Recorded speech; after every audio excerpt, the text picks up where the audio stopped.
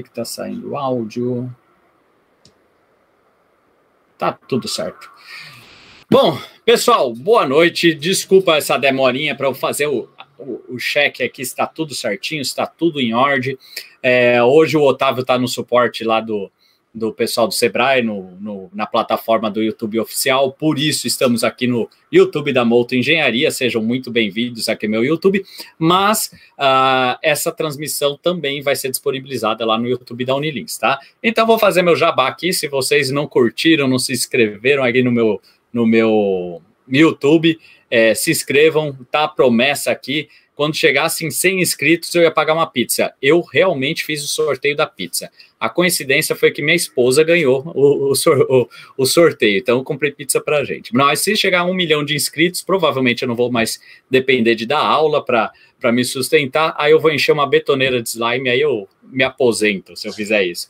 Pessoal, boa noite a todos. Nós estamos aqui na nossa terceira noite de Connect 2021 e nessa terceira noite nós estamos com 2 eventos em paralelo, né? Um que é um evento geral da Unilinks, que é sobre o Sebrae, sobre empreendedorismo.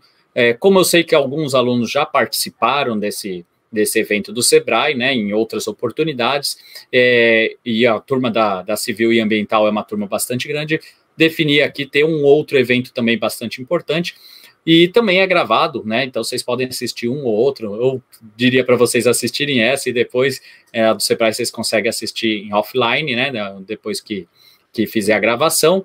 E hoje nós vamos falar de reforço de solos, né? Com o professor Paulo Lodge, que é um professor da Unesp, doutor da Unesp de Bauru, um grande amigo nosso, né? A gente acaba tendo uma amizade profissional aí em bancas. Eu tive a oportunidade de participar de uma banca da Mariana, foi, né, Lodge, se eu não me engano, de PAD, né, que a gente vê o processo difuso, foi um trabalho seu, muito bacana, e a gente vai ter nessa noite, então, esse trabalho dentro da geotecnia ambiental, inclusive.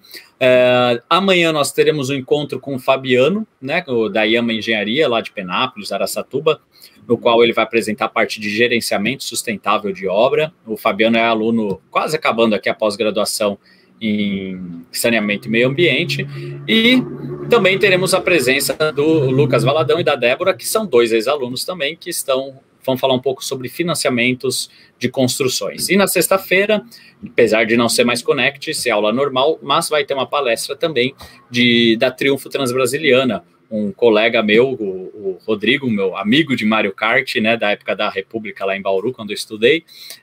Hoje ele é diretor de engenharia e operações, tá vendo? Mario Kart dá futuro, né? Ele jogou tanto Mario Kart que hoje ele é diretor de uma empresa de rodovias. Ele vai vir falar sobre a duplicação da Transbrasiliana, beleza? Pessoal, deixem o comentário de vocês aí no chat, tá? Eu tô recolhendo todos os comentários, como eu fiz nas outras palestras, e aí, conforme a gente for terminando a palestra, a gente vai fazendo essas perguntas, beleza? Então pode ficar tranquilo que eu estou anotando aqui. Mais algum recado? Antes que me perguntem, a lista de presença vai passando ao longo aí do evento, no chat mesmo, depois vocês busquem lá, e vamos que vamos. Paulo, muito obrigado por você estar disponibilizando o seu tempo aí, que eu sei que é bastante apertado, por estar falando aqui com os nossos alunos, passando um pouco do seu conhecimento. Seja muito bem-vindo aqui à casa, né? Depois, no final, até a gente vai comentar sobre alguns planos que a gente tem aí para trabalhar no futuro. Então, fique à vontade para falar com essa turma, sem formalidades. Eu vou deixar para você se apresentar, tá bom? Um abraço. Muito bem, muito obrigado, Ricardo, pelo convite. Boa noite a todos. É sempre um prazer falar um pouquinho a respeito daquilo que a gente trabalha, daquilo que a gente pesquisa, né? Então, na palestra de hoje, eu vou mostrar para vocês aqui um pouquinho a respeito do reforço de solos com geossintético, né? Então, eu vou projetar a minha tela aqui, espero que todos estejam vendo aí. Deixa eu ver aqui, Ricardo, está falando que não deu certo compartilhar minha tela. Deixa eu ver o que aconteceu, peraí. Não, Lodge, tá tudo certinho aqui. É que vieram fazer uma entrega aqui para mim, E aí a pessoa estava gritando ali embaixo, por isso que eu dei uma pausa aqui na minha câmera, mas agora apareceu, tá tudo certinho sua apresentação. Então tá bom. Então, os solos reforçados com geossintéticos, né, eu vou falar um tempinho aqui, vou citar alguns casos de obras também, que eu acho que facilita muito. Então, a respeito do solo reforçado, veja que nós temos o solo, e o solo, assim como outros elementos de resistência que os materiais apresentam, tá? Ele vai apresentar uma dificuldade em relação à sua resistência à tração, né? Então, o solo tem uma resistência à compressão muito boa, mas, infelizmente, ele não se comporta bem em esforço de tração, né? Então, os principais componentes de um solo reforçado, veja que eu não estou falando ainda de geossintéticos, tá? Estou falando no contexto geral de solo reforçado. Então, os principais componentes que nós vemos aqui, eu vou usar a setinha, né? Não me dou muito bem com o laser lá, o point laser. Então, nós temos o solo, o elemento de reforço, e os elementos de face, que normalmente vão aparecer. Eu vou mostrar as fotos, vocês vão entender o que é esse elemento de face. Então, normalmente nós temos o maciço de solo, né, mais os elementos com resistência à tração, justamente por essa debilidade do solo na sua resistência à tração. É o que acontece com o concreto, né? O concreto tem uma baixa resistência à tração, e aí nós incluímos o aço para gerar uma resistência à tração, né? E o solo, né, quando compactado, ele apresenta uma ótima resistência ao cisalhamento, né? Mesmo que ele seja um solo poroso, um solo não muito resistente, quando nós efetuamos a compactação, e aí não importa a energia que nós usemos, ele vai apresentar uma boa resistência ao cisalhamento, né? E aí, a questão que nós colocamos é essa, né? O solo tem uma baixa resistência à tração. Então, surge aqui a opção de assemelharmos o solo ao concreto, né? Incluir alguma coisa para que aumente a resistência à tração e torne o sistema um pouco melhor, um pouco mais resistente, tá? E esses elementos que são incluídos aí no solo, eles variam, pode ser tiras de aço, pode ser grampos, ou tirantes, e geossintéticos, que é o escopo da nossa abordagem aqui hoje. Então, por exemplo, quando inclusões de tira de aço galvanizado, nós temos aqui um sistema de reforço, né, um sistema de contenção chamado terra armada. Essa terra armada é muito comum aqui em Bauru, você já deve ter visto. Então, geralmente são placas aqui, e essas placas são conectadas por tiras metálicas, e essas tiras metálicas aqui, elas são as inclusões que vão ser colocadas dentro do solo para melhorar a sua resistência. E aí o formato final desse tipo de reforço é esse aqui. Então, às vezes a gente passa por aí em viadutos, né? Aqui no acesso para o aeroporto, nós temos vários encontros de viaduto. Aqui na entrada da Getúlio Vargas, em Bauru, enfim, em várias estradas aí de São Paulo, a gente consegue ver estruturas desse tipo aqui, do tipo terra armada, né? É armada porque existe essa armação, né, essas chapas de aço, que são inclusões, que ficam ali dentro do solo e melhora a sua estabilidade. O solo grampeado, né, onde são colocados aqui tirantes, dentro do talude, né, ou grampo, se assim quisermos chamar também, né, então ele usa essa denominação de solo grampeado, e isso aqui melhora muito a estabilidade do talude, né. Aqui um detalhe, né, de como fica depois a aparência final do solo grampeado. Aqui um exemplo de uma obra, né, onde o solo grampeado é muito utilizado para abertura de escavações, né? Então, a gente não pode fazer uma abertura desse tipo aqui, simplesmente chegar a escavar, senão tudo isso aqui desmorona e o que está em volta também desmorona, porque eu estou promovendo aqui um alívio de tensões. Então, eu preciso aqui escavar 1 metro, por exemplo, né, fazer essa linha aqui de tirantes, de grampos, e depois descer mais 1 metro, fazer essa outra linha, e tem um processo executivo. E aí eu vou descendo e fazendo esse processo de estabilização. Então, são algumas aplicações de solo grampeado. E no caso do solo reforçado com geossintéticos, nós vamos usar os geossintéticos, né? Então, só chamando a atenção já desde o início, a terra armada é cara. O solo grampeado nem sempre resolve o nosso problema de estabilidade, né? A parte de muros estabilizados, de muros reforçados. E aí surge a opção dos geossintéticos, eu estou chamando aqui de GS. E os geossintéticos, como o próprio nome diz, geo, vem aqui de geotecnia ou de geologia, se quiserem, geoambiental, tanto faz, né? Porque os geossintéticos são materiais que são aplicados tanto na engenharia civil quanto na engenharia ambiental, se bem que o enfoque aqui hoje é reforço do solo com geossintético, mas existe uma disciplina no nosso programa de pós-graduação que aborda geossintéticos, aplicações geossintéticas, tanto na engenharia civil como ambiental. Então, existe uma gama imensa aí de aplicações dos geossintéticos na engenharia ambiental também, tá? Então, eles são elementos sintéticos, né, eles são polímeros, né, plásticos, se assim quiserem, que vão ser introduzidos aí dentro do maciço de solo para fazer aquele esquema ali que eu mostrei para vocês, né? Então, são inclusões, só que agora essas inclusões são polímeros, e por isso eles são chamados de geossintéticos. Os principais polímeros são esses, né? Nós temos o polietileno, o polipropileno e o PET, né, que são aí do grupo dos polímeros termoplásticos, perdão, né, não são termofixos, termofixos não são usados para isso. Nós temos o PVA, que é o álcool de polivinila, o PVC, que é o policloreto de vinila, ou polivinilclorado, tanto faz, né? Então, normalmente, esses aqui são os polímeros mais utilizados, porque eles têm características especiais de resistência à tração, de resistência química, resistência à fluência, e entre outras propriedades, né? E aí, os mais usados, nós estamos falando aqui de reforço de solo, tá? Os mais usados em reforço de solo são os geotêxteis, né, que tem essa denominação GTX, não tecido, de polipropileno e de poliéster, ou polietileno terefitalato, perdão, né, se assim quiserem chamar.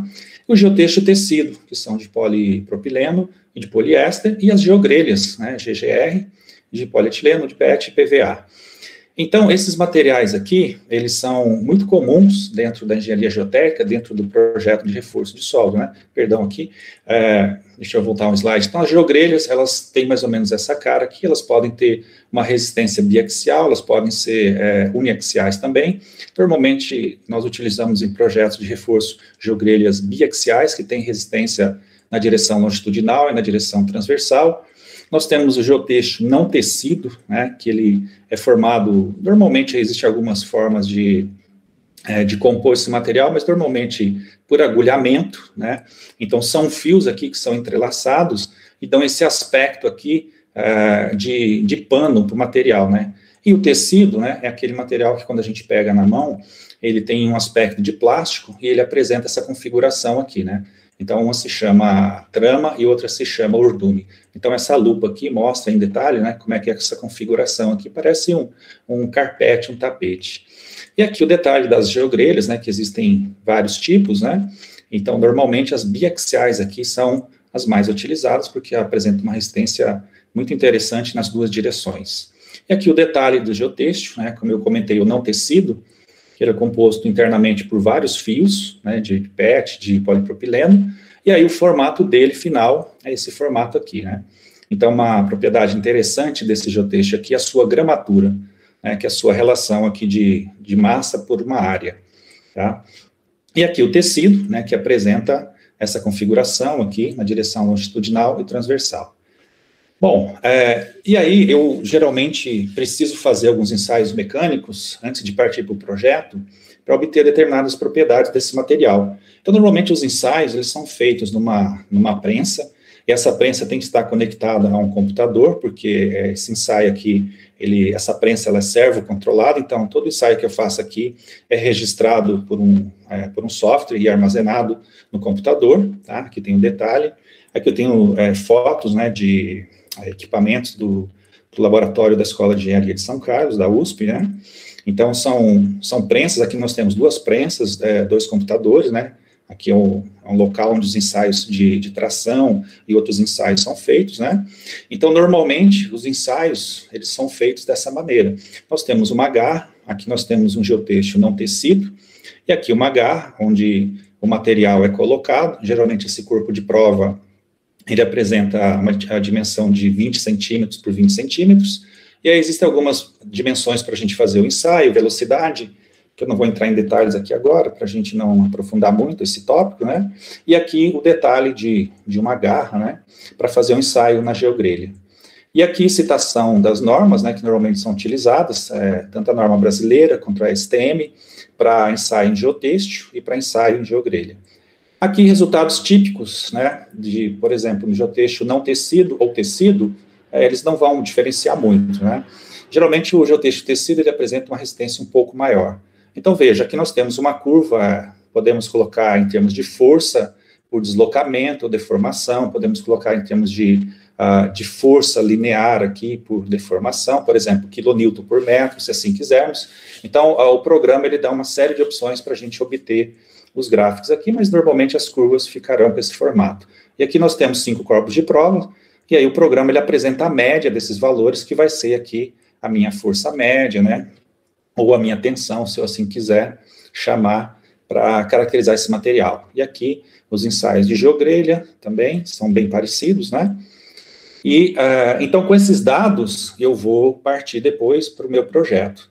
Bom, como é que atua esse reforço com geossintético? Como nós falamos, né, o solo aqui resiste muito bem à compressão, mas tem dificuldade em receber e absorver esforço de tração, geralmente ele rompe, tá?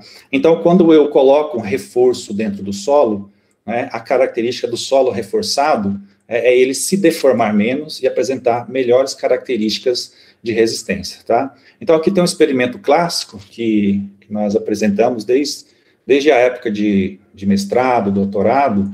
Esse é um trabalhinho prático lá da Escola de Engenharia de São Carlos, né, onde o professor Benedito, que foi meu orientador de doutorado, idealizou coisas muito simples para mostrar para a gente como é que funciona o reforço. Então, aqui, por exemplo, nós temos um copinho com areia, né, é um copinho de plástico de poliestireno, por exemplo, né, que foi preenchido com areia, e depois a gente virou essa areia aqui.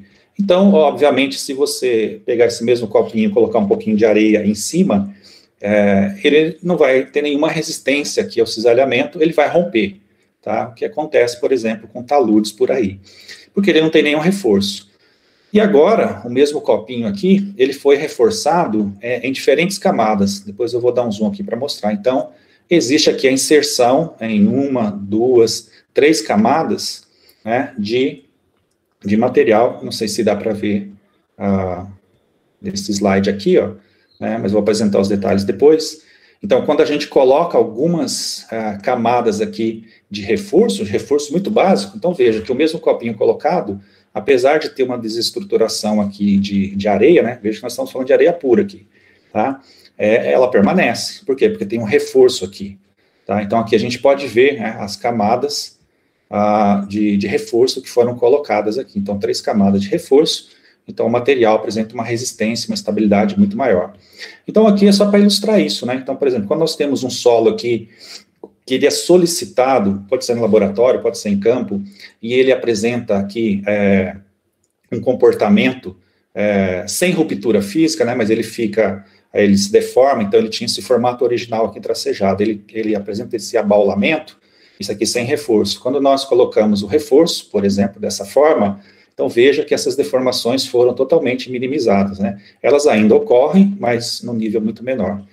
E quando ocorre ruptura física, né, nós temos aqui a ruptura física, que normalmente acontece dessa forma, né, com 45 mais filhinhas sobre 2, que é o ângulo de atrito do solo, né, quando nós colocamos o reforço, tá, veja que aqui a gente consegue conter a ruptura. E aqui algo já interessante para a gente pensar, olha só, onde é que eu vou colocar o reforço? Se a minha superfície de ruptura está aqui, então é óbvio que eu tenho que colocar aqui como se fosse uma costura, como se fosse um remendo, para evitar que ocorra a ruptura nessa seção aqui, tá?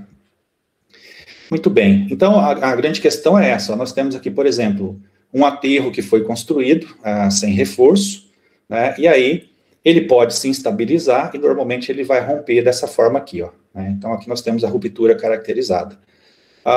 Quando nós colocamos agora o solo, o reforço, né, nós vamos construir esse aterro de forma diferente. Então, aqui eu estou colocando para vocês já como é que a gente vai usar a inserção aqui de geossintético. Então, aqui pode ser, nesse caso aqui é uma geogrelha, né, não pode ser diferente, que tem um bloquinho, então eu vou já preparando toda a fundação aqui, colocando a primeira linha aqui, né. Lembra lá da terra armada?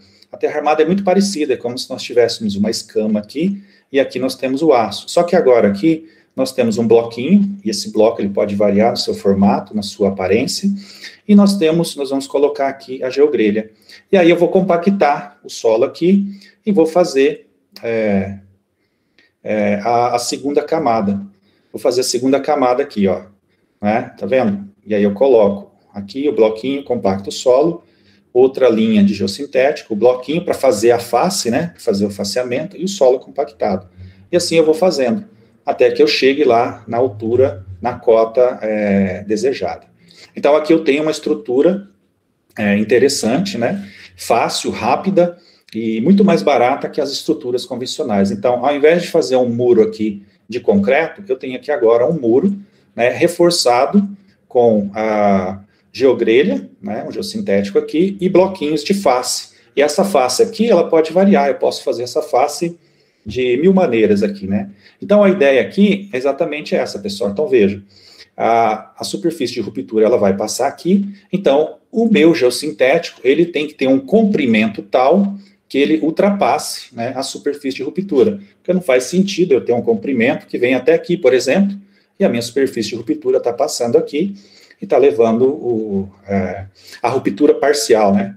Então, às vezes pode acontecer em projetos mal feitos, mal elaborados, ou que não contêm aspectos aqui de drenagem, pode acontecer que parte do projeto aqui ele rompa, né? Então, ocorre uma ruptura no topo, e aí a outra parte se mantém intacta. Então, aqui tem um esquema de forças mostrando que essa superfície, além de ter que romper o solo, vai ter que romper também o material aqui, né? Vai ter que romper o polímero. E aí, nós também podemos utilizar esse reforço de geossintético em solo mole, né? Então, aqui nós temos um solo mole, por exemplo, no litoral de Santos, onde nós temos lá uma camada imensa, né, em profundidade de argila mole, onde os prédios apresentam problemas com recalque, e aí, eventualmente, nós vamos construir uma estrada, um loteamento, um condomínio, prédio, sei lá, alguma coisa aqui, e precisamos fazer um aterramento, precisamos colocar aqui solo compactado, alguma coisa do tipo. Então, antigamente, essa interação entre esse aterro e essa parte do solo mole, ela contemplava aqui estacas, contemplava aqui, lajes, enfim, uma série de recursos que encarecia a obra. Hoje, a gente tem a opção simplesmente de lançar aqui um reforço de geossintético entre esse material de cima e o material basal. Então, a ideia é essa aqui, ó. Nós temos o aterro, e aí nós colocamos aqui o geossintético, então isso aqui eventualmente iria romper dessa maneira, né? Então agora aqui também vai ter que romper o material, tá? Daqui um exemplo de um estaqueamento, onde o aterro aqui vai ter um estaqueamento embaixo, e aqui eventualmente eu precisaria de uma laje ou algo do tipo, então eu posso fazer isso com geossintético, posso colocar uma geogrelha, por exemplo.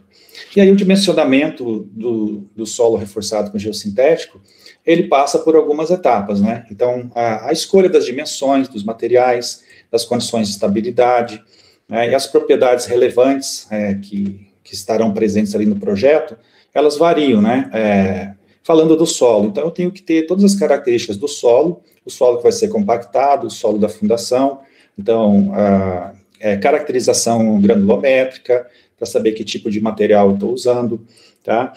Peso específico, aqui os parâmetros de resistência do solo, mas é importante que eu saiba ali todas as informações possíveis do solo. E com relação ao muro, a altura de projeto, obviamente que eu preciso ter, a inclinação que a estrutura vai ter, a inclinação do terreno, o carregamento, propriedades relevantes do material, se for uma geogrelha, se for um geotexto não tecido, se for um geotexto tecido.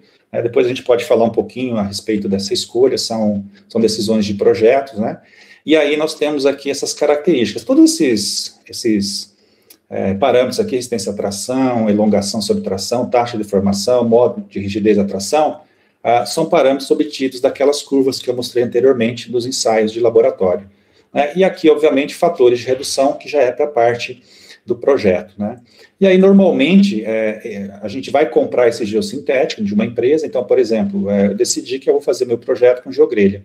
Então, eu vou buscar as empresas que fabricam geogrelha e que vendem, e aí eu vou olhar os manuais desse material e vou fazer uma escolha aqui em função dos cálculos que eu executei. Então, eu vou escolher o material aqui, e aí eu vou olhar aqui os parâmetros fornecidos pelo fabricante e vou fazer uma escolha em função da resistência do material, né, das suas propriedades mecânicas.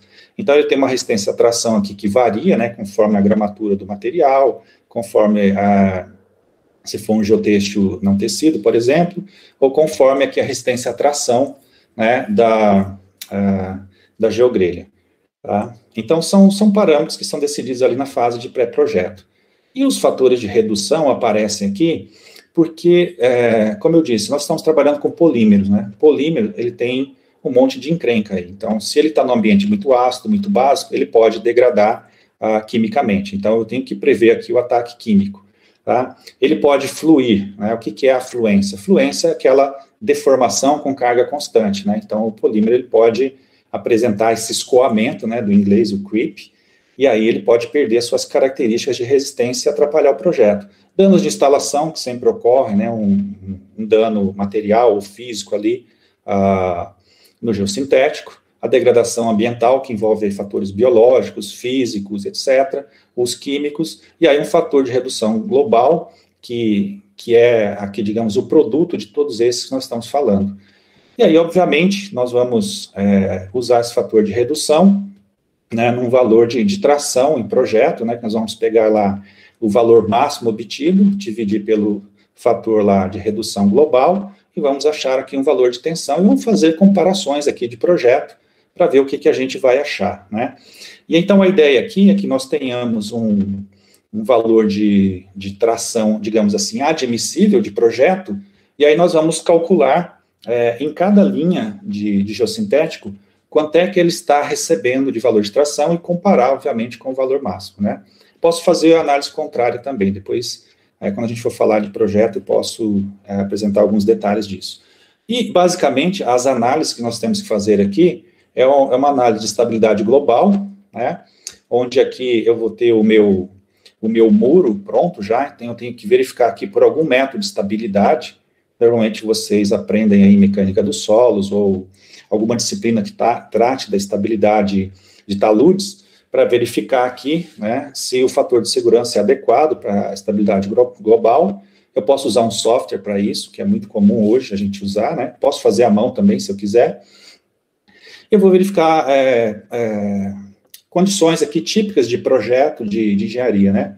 Que é o deslizamento, verificar aqui se o empuxo atuante aqui, ele vai conseguir empurrar esse reforço nesse sentido, né, e aí vai causar ruptura. O tombamento, que é menos crítico, né, que é no sentido de tombar toda a estrutura aqui. A capacidade de carga da fundação, porque isso aqui é um muro reforçado, então ele não pode romper aqui o solo de fundação de base, né. E aí entra a estabilidade interna, né? A estabilidade interna, aqui, ó, nós temos aqui os bloquinhos e o geossintético posto aqui dentro, né? E aí nós precisamos verificar que após o carregamento ser efetuado, após o peso próprio estar atuante aqui, se essa linha aqui de geossintético, por exemplo, geogrelha, se ela não vai ser arrancada daqui pelo esforço que está sendo colocado, ou se ela não vai sofrer ruptura. Ainda eu posso fazer outras análises de tombamento dos blocos, de cisalhamento dos blocos, mas normalmente a gente tem trabalhado com o arrancamento e a ruptura do elemento de reforço aqui. Aqui, obviamente, a gente define uma superfície de ruptura, separa aqui entre cunha ativa e cunha passiva, para a gente efetuar alguns cálculos aqui, né? Então, aqui nós temos os esforços nos elementos, e a gente vai verificar aqui, né, se ele vai ser arrancado, né, ou se ele vai sofrer a ruptura. Então, são análises bem simples. Como eu falei de deslocamentos, também a gente pode fazer esse tipo de análise, tanto dos blocos, como da estrutura toda em si. E aqui, dentro dessas análises, a gente vai combinar análise externa. Nós vamos fazer aqui análise de deslizamento e de tombamento, conforme aí a mecânica dos solos ou obras de terra.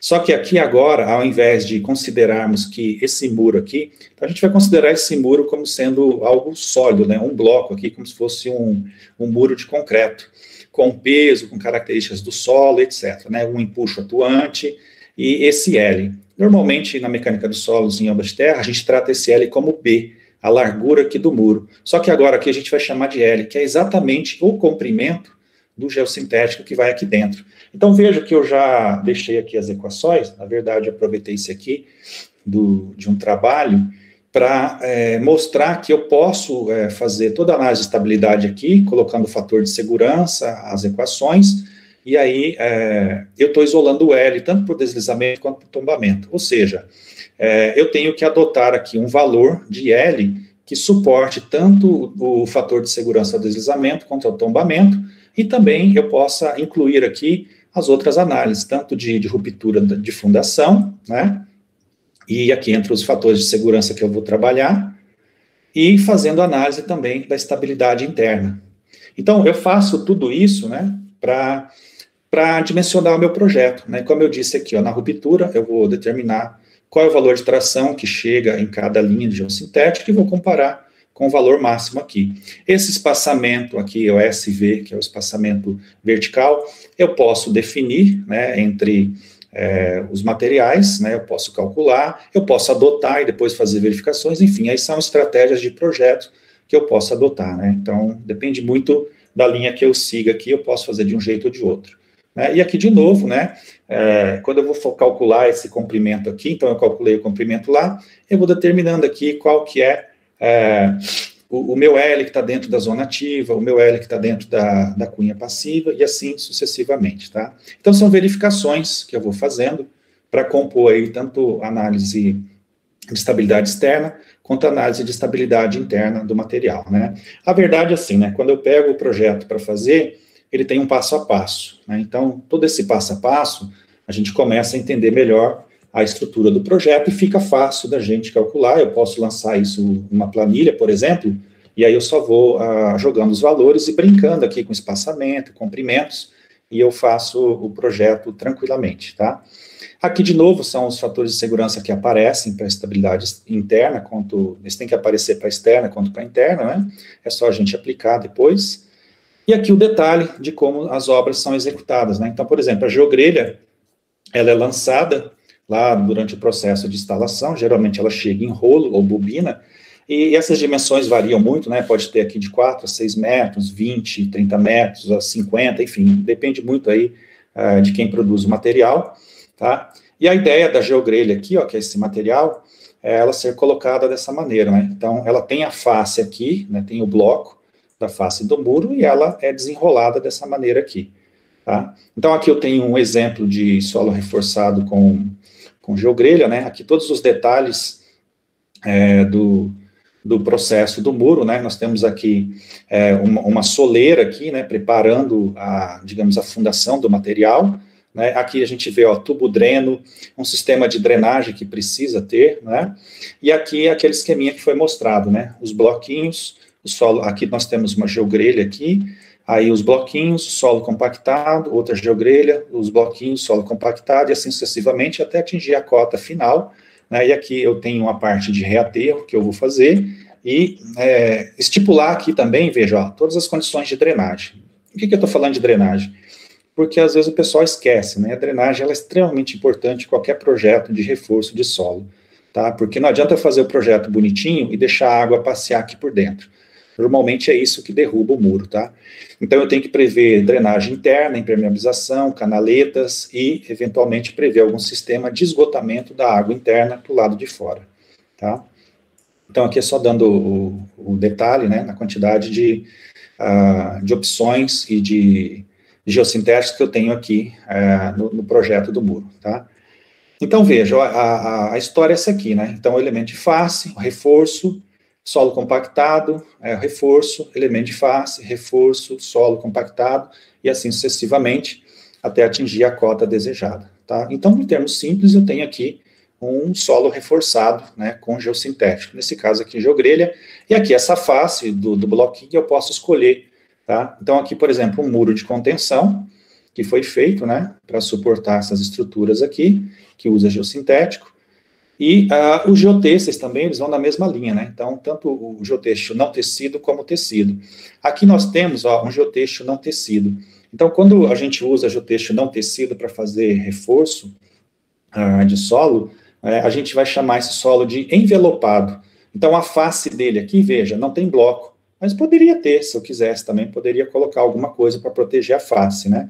Então, a grande questão é, eu posso proteger ou não isso aqui, depende muito da obra, é interessante que eu sempre proteja, porque os polímeros são muito suscetíveis à radiação UV, principalmente UVB, né? Então, eles degradam, se eles ficarem expostos aqui, pode comprometer a face do material e, eventualmente, a obra como um todo, né? Se isso aqui chega a romper, eu posso perder resistência aqui.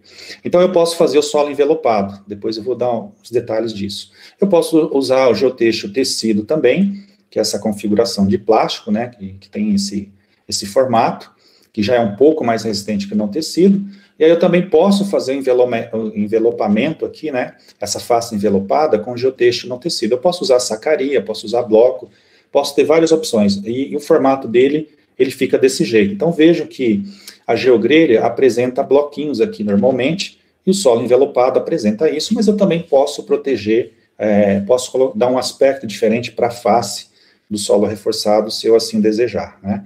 Então, tá aqui, ó, né, tem o processo executivo, eu vou mostrar rapidamente para vocês.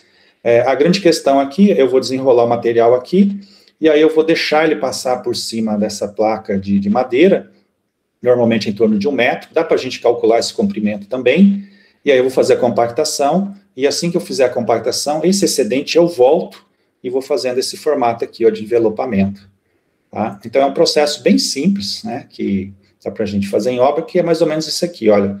Então, eu tenho a forma aqui, aí eu coloco o reforço, deixo ele passar um tanto por aqui, e faço a compactação. Quando eu terminar, eu volto isso aqui e enterro ele, né? Eu posso enterrar, eu posso deixar solto, posso... tem algumas opções aqui que eu posso fazer, né? Mas, basicamente, todas passam por esse processo, né? De deixar uma parte solta e depois voltar e enterrar aqui e compactar essa parte de novo e dar sequência aí na segunda camada. E o aspecto é esse aqui, né, do solo envelopado, tá? Aqui tem uma foto de um talude de aterro em Campos do Jordão, tá? Então, veja aqui, ó, a altura de um homem, aí, em torno de 1,70 m, mais ou menos, e a altura do aterro aqui, usando o solo reforçado, né, com geotêxtil, tá? E evitando aqui de usar concreto, por exemplo, ou algum material que seja muito mais caro e que demora, às vezes precisa da cura, precisa de aço e uma série de detalhes. E aqui eu tenho uma estrutura leve, simples, barata, né, e bastante eficaz. E aqui os detalhes das faces, né, como eu comentei. Então, posso ter peça pré-moldada de concreto, peças pré-moldadas. Então, as faces aqui que eu vou usar nesses muros, elas variam ao infinito. Eu posso ter blocos, que é o mais comum, mas posso ter chapas também, né? Então, depende muito da região onde eu estiver projetando. Se é uma região nobre, se precisa de um detalhe arquitetônico, ou se é uma região isolada, por exemplo, onde eu posso ter um aspecto mais rústico. Então, esses blocos aqui, eles são patenteados, evidentemente, né? E aí a gente tem que comprar. E aí eu vou dando o aspecto que eu quiser para essa face do muro, tá? Aqui os bloquinhos, né, mostrando como é que eles funcionam, né? Posso fazer em painel também, esse reforço, né? Posso fazer em sacaria, como eu disse, né, e colocar aquela face do muro, tá? Então eu uso a sacaria aqui para fazer o envelopamento, por exemplo, né, e aí vai ficar desse jeito, tá? Aqui o detalhe da sacaria, tá? E aí o geotexto vai lá, eu volto dobrando e faço isso, né? E posso usar a geocélula, que é uma estrutura aqui bastante interessante, que é outro geossintético, onde ela fica nesse formato, né? Então, esse formato aqui de colmeia. Então, aqui eu posso plantar grama, por exemplo, coloco o solo, posso plantar grama e dou uma proteção, dou uma proteção ao reforço que está aqui, né? Está exposto aqui, então posso usar essa proteção na face, tá? Aqui detalhes de bloquinhos na base, né? Aqui painéis, podem ser utilizados. Tá? Aqui o detalhe de um muro sendo construído, né? Nós temos aqui os bloquinhos, e aqui as geogrelhas expostas, e aqui o solo sendo espalhado, né? Ele vai ser compactado, e aqui uma observação, né? Eu não posso compactar muito rente aqui a face do muro, em torno de 1 metro, por exemplo, com equipamento pesado. Se eu faço isso, eu posso causar o abaulamento ou a inclinação da estrutura, e aí posso ter problemas aí depois que o muro estiver na sua cota. Então, o equipamento de compactação são aqueles que a gente conhece, né? Pode ser rolo liso, nesse caso aqui é um rolo pé de carneiro, mostrando que esse solo tem uma componente de solo fino, pode ser um silt, pode ser uma areia fina, no caso, mais para argila, né? Silt para argila, esse tipo de rolo, tá? E aqui o detalhe da face envelopada, né? Um muro aqui com a face envelopada. Aqui o detalhe de um reforço, né, de solo com a face em sacaria, tá? Aqui a geocela que eu comentei com vocês, né? Tá vendo aqui a geocela sendo colocada, onde eu posso plantar aqui grama, ou enfim, o que eu quiser, posso dar um detalhe mais rústico, né? Aqui outra face de bioengenharia, né, de aspersão de grama, né? A grama pode nascer aqui, posso usar a geocela também. A face em bloco, que nós comentamos, né?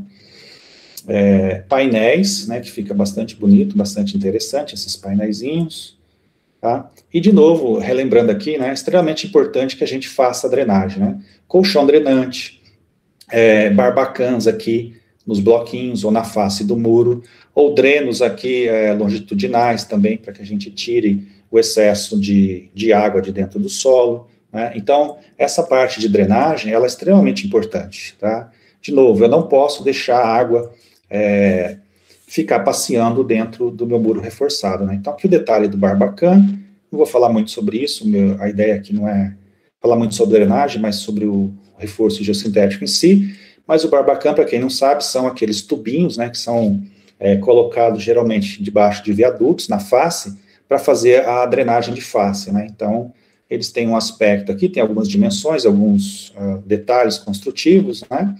E se eu precisar de um dreno maior, eu faço o longitudinal profundo. Existe esse tipo de drenagem também, que é outro geossintético, que é o geocomposto drenante. Então, eu vou usar esse geocomposto drenante, por exemplo, quando eu estiver fazendo solo envelopado, né, que não posso colocar barbacã aqui, porque vai ficar um aspecto ruim, ou vai furar aqui. Então, eu uso esse tipo de geocomposto drenante, né, que é esse aspecto aqui, eu deixo o material aqui e deixo essa linguinha sair. Então, toda a água que é recebida aqui pelo geocomposto drenante, ela vai escoar aqui pela face do material, né? Então, aqui tem um detalhe de um projeto, uma seção típica, né, de drenagem, com canaleta, preciso impermeabilizar o topo também, né? E aqui, só para a gente ter uma ideia, ó, a água que chega no topo, e eventualmente a água que chega dentro do solo, ela vai escoar dessa maneira por aquele geocomposto drenante. E aqui o comparativo de custo, né? O comparativo de custo, acho que dá para a gente ter uma ideia muito interessante disso, né? Então, a gente tem aqui alternativas comuns, blocos, muros de concreto, muros de tijolos, nós temos aqui o pessoal da Macaferre com os gabiões, nós temos aqui a terra armada, são soluções comuns, solo pregado ou solo atirantado, pode ser cortinas também, crib wall, que são aqueles berços onde a gente preenche com solo, com pedra, com cascalho. Temos aqui muro com pedra também, que pode ser feito. Nós temos aqui o solo reforçado com geossintético. Então, de todas essas soluções, né, se nós olharmos aqui nesse gráfico de custo comparativo, se nós pegarmos aqui, por exemplo, uma obra que tenha uma altura aí de 6 metros de altura, nós vamos perceber aqui, ó, nessa opção do crib wall, que é aquele berço, nós chegaremos aqui num valor. Não estou preocupado com o valor em si, tá? Depois, se eu analisar aqui uma solução em concreto armado, vejo que o custo cai, mas ele ainda é alto quando eu pego aqui uma solução de geossintético, né? Então, veja, um solo reforçado aqui, um reforço com geossintético, é muito mais barato que uma opção de concreto ou do que, comparativamente, né, comparando com opções tradicionais e antigas da engenharia, né? Então, ele é muito mais vantajoso. Nesse gráfico aqui, que é retirado lá do trabalho do Elias e outros, de 2001, apesar de ser um trabalho bem antigo, mas é bem atual em relação a isso, né? Então, aqui o mesmo raciocínio, se eu pegar uma obra com 6 metros de altura e analisar aqui o muro de concreto, o solo com reforço metálico, o crib wall e o reforçado com geossintético, eu vou chegar à mesma conclusão, vejam, né, valores extremamente elevados aqui, em comparação ao reforço com geossintético. Então, perceba aqui, ó, que comparando-se o muro de concreto com o reforço geossintético, né, a gente tem um custo aí de quase 50%, né, menor quando se compara as duas opções, tá bom? Bom, deixa eu citar aqui finalmente o último slide dessa parte, falando das vantagens do reforço com geossintético. Então, eu posso aplicar em taludes naturais ou compactados, tá? Eu posso fazer ali Eu vou dar um exemplo daqui a pouco, mostrando isso. Posso fazer a retificação de um talude, eu posso construir um talude com esse material. A face, ela pode ser escolhida em função do projeto, do local, se eu vou precisar de um acabamento fino, estético, ou algo mais rústico, né? A compactação é extremamente simples, com equipamento de pequeno porte, né? E a mão de obra não precisa ser especializada, né? Ela pode ser treinada rapidamente. E aí eu posso fazer a avaliação da estabilidade, né? Com os métodos tradicionais que nós conhecemos da mecânica dos solos e de obras de terra, da engenharia civil. Tá? E os cálculos são extremamente simples, né? Não existe nenhum esforço adicional requerido, né? Nenhuma habilidade especial para fazer esse cálculo, né? Então é extremamente simples. Então, tecnicamente, é tão eficaz quanto os métodos tradicionais. Aqui eu dei um highlight nos que eu considero mais importante, né? E a vantagem econômica sobre os demais métodos é que pode chegar a reduzir o custo em até 50% do valor final da obra, né? E reduz a distância de transporte, principalmente de solo, e do material que será utilizado como reforço, né? Então, não preciso ficar transportando solo, compactação, calculando ali custo de hora de equipamento, ou algo do tipo, de compactação, né? Então, dá para fazer uma logística bem interessante de trazer todo o material para a obra e trabalhar tudo de forma mais reduzida e simples. E menor tempo de construção, tá? Então, essa é a primeira parte aqui da apresentação, Ricardo. Tem alguns exemplos de obra agora, né? Eu não sei se você quer abrir para pergunta agora ou deixa tudo para o final. Você que sabe, você que manda. Tem algumas perguntas que eu estou separando aqui, algumas você já, inclusive, respondeu. Então, se quiser mostrar agora os cases, aí o pessoal já vai fazendo, você que sabe. Tá bom. Eu vou mostrar aqui alguns casos de obras, que são obras de empresas conhecidas, de amigos meus, que são donos de empresas e que deixaram esses slides comigo, antes que alguém ache que eu estou copiando ou plagiando, algo do tipo, e acho que alguns casos aqui, eu não trouxe todos, eu tinha muitos casos para mostrar, pelo tempo, eu não vou mostrar todos, eu só vou mostrar alguns para que se tenha uma ideia de como funciona o reforço, né? Então, são alguns casos de obras aqui da empresa Geosoluções, que atua na cidade de São Paulo, que trabalha muito com projeto de geotecnia, projeto de reforço de solo, com geossintético, e acho que um exemplo da Macafé, que a Macafé é bem tradicional, vocês encontram lá no site da Macafé, inclusive, vários exemplos de reforço e outras aplicações de geossintéticos, tá? Então, vou mostrar aqui, rapidamente, casos de obras, né? E depois a gente parte para perguntas. Então, aqui foi a eliminação de um conflito rodoferroviário, foi lá na Bahia. Essa aqui é uma obra da Geosoluções, e a ideia aqui é fazer um reforço ali para fazer um encontro de viaduto, fazer um encontro de viaduto utilizando a técnica de reforço de solo, tá? Então, aqui tem o croquis da obra, eu vou mostrar as fotos, vocês vão entender, né? Então, aqui a gente tem a situação inicial do encontro do viaduto, então precisava construir algo desse lado e construir algo do outro lado, né? E aqui tem uma série de problemas, né? Tinha a presença de água do mar, o solo ruim, e aí foram usadas outras técnicas aqui de engenharia, né, para fazer a drenagem, a colocação do reforço de base aqui, foi preparando o solo de fundação. Eu estou passando meio rápido, porque isso aqui não é tão relevante, tá? E aqui, a execução da soleira para construir o muro, né? Então, faz essa soleira inicial aqui e começa esse aqui a colocar a primeira fiada, né? Então, essa primeira fiada aqui, ela tem que ser perfeita, né? Para não comprometer o restante da altura do muro, né? Então, faz aqui a soleira, um concreto magro, a compactação, aqui, retificação do terreno, e a primeira fieira vem aqui para que o muro ele não fique aí excêntrico, depois gere outros esforços e possa tombar, tá? E aqui os detalhes do dreno de base, que eles vão colocando na base. Deixa eu ir para o aspecto que interessa, que é esse aqui, né? Então, depois da soleira pronta aqui, das primeiras fiadas, né? O pessoal começou a fazer o muro aqui, colocando a geogrelha, né? E começando aqui a construir a face do muro. Se a gente olhar aqui, esse muro ele é simétrico, obviamente, né? Então, eu mostrei para vocês a construção de uma parte, mas aqui eu posso fazer, né, desse jeito aqui, que é o mesmo procedimento. E aqui as geogrelhas são dispostas assim, e aqui o solo vai ser depositado e vai ser compactado. Aqui tem uma vista maior, mais ampla, de como isso fica, né? Alguns detalhes aqui de processos construtivos dos reforços, né? Então, essa proteção de solo aqui é para não deixar que a geogrelha, ela ela saia, né, que se transpasse aqui, ele saia quando eu jogar o solo aqui, né, porque é interessante que a geogrelha fique nessa posição, ela mantém essa posição, né. E aqui os detalhes da instalação dos reforços, né, então esse ferrinho aqui não tem nenhuma função, essa barrinha não tem nenhuma função estrutural, ela é só uma guia aqui, né, então vejam que a geogrelha, ela é ancorada aqui pelo peso específico dos blocos, né, e essa guia aqui é só para orientar a subida. E veja que os blocos aqui, eles podem ser preenchidos com brita, normalmente, cascalho, ou até mesmo solo, se eu quiser. Então, ele trabalha com peso próprio, tá? E aí, o solo é lançado, é feito o espalhamento, tá vendo aqui, né? E a compactação, solo fino, né?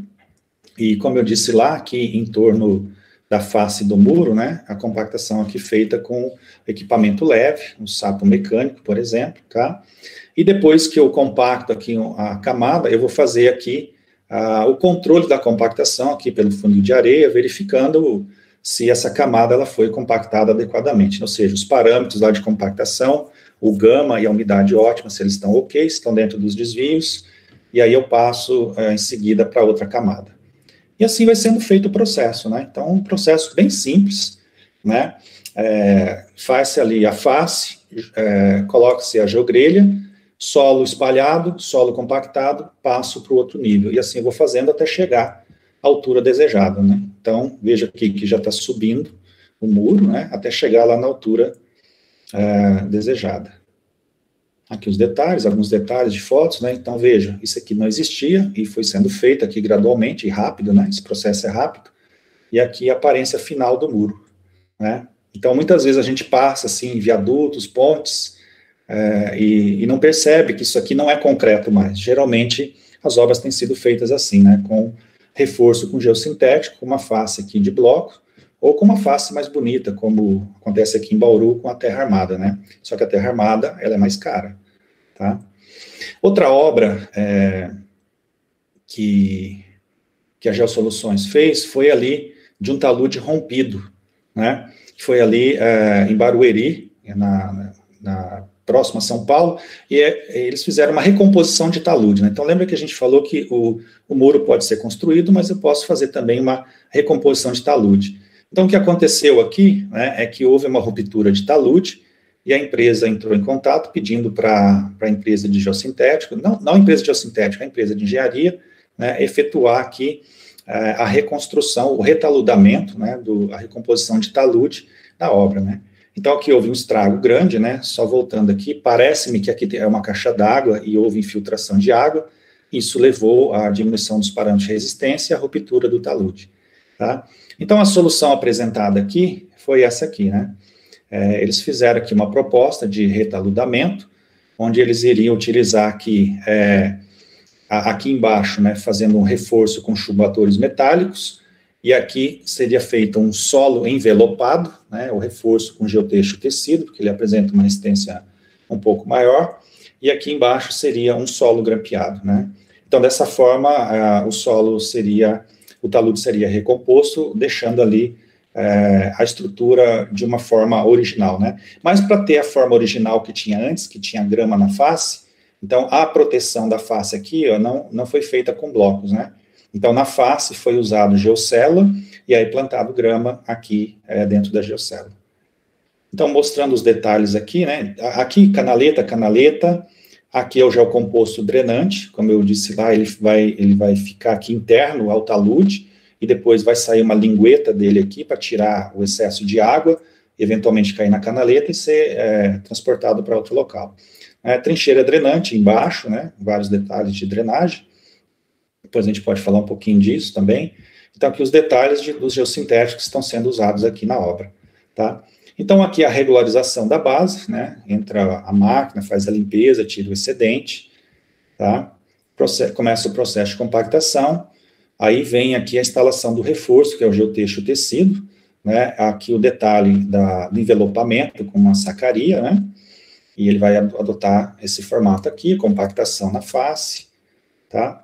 E aí a instalação do elemento drenante, que é o geocomposto drenante, eu já usei esse slide anteriormente, né, mostrando que aqui, né, o dreno deve ficar para fora para que a água seja seja expelida daqui de dentro, eventualmente, se ela infiltrar.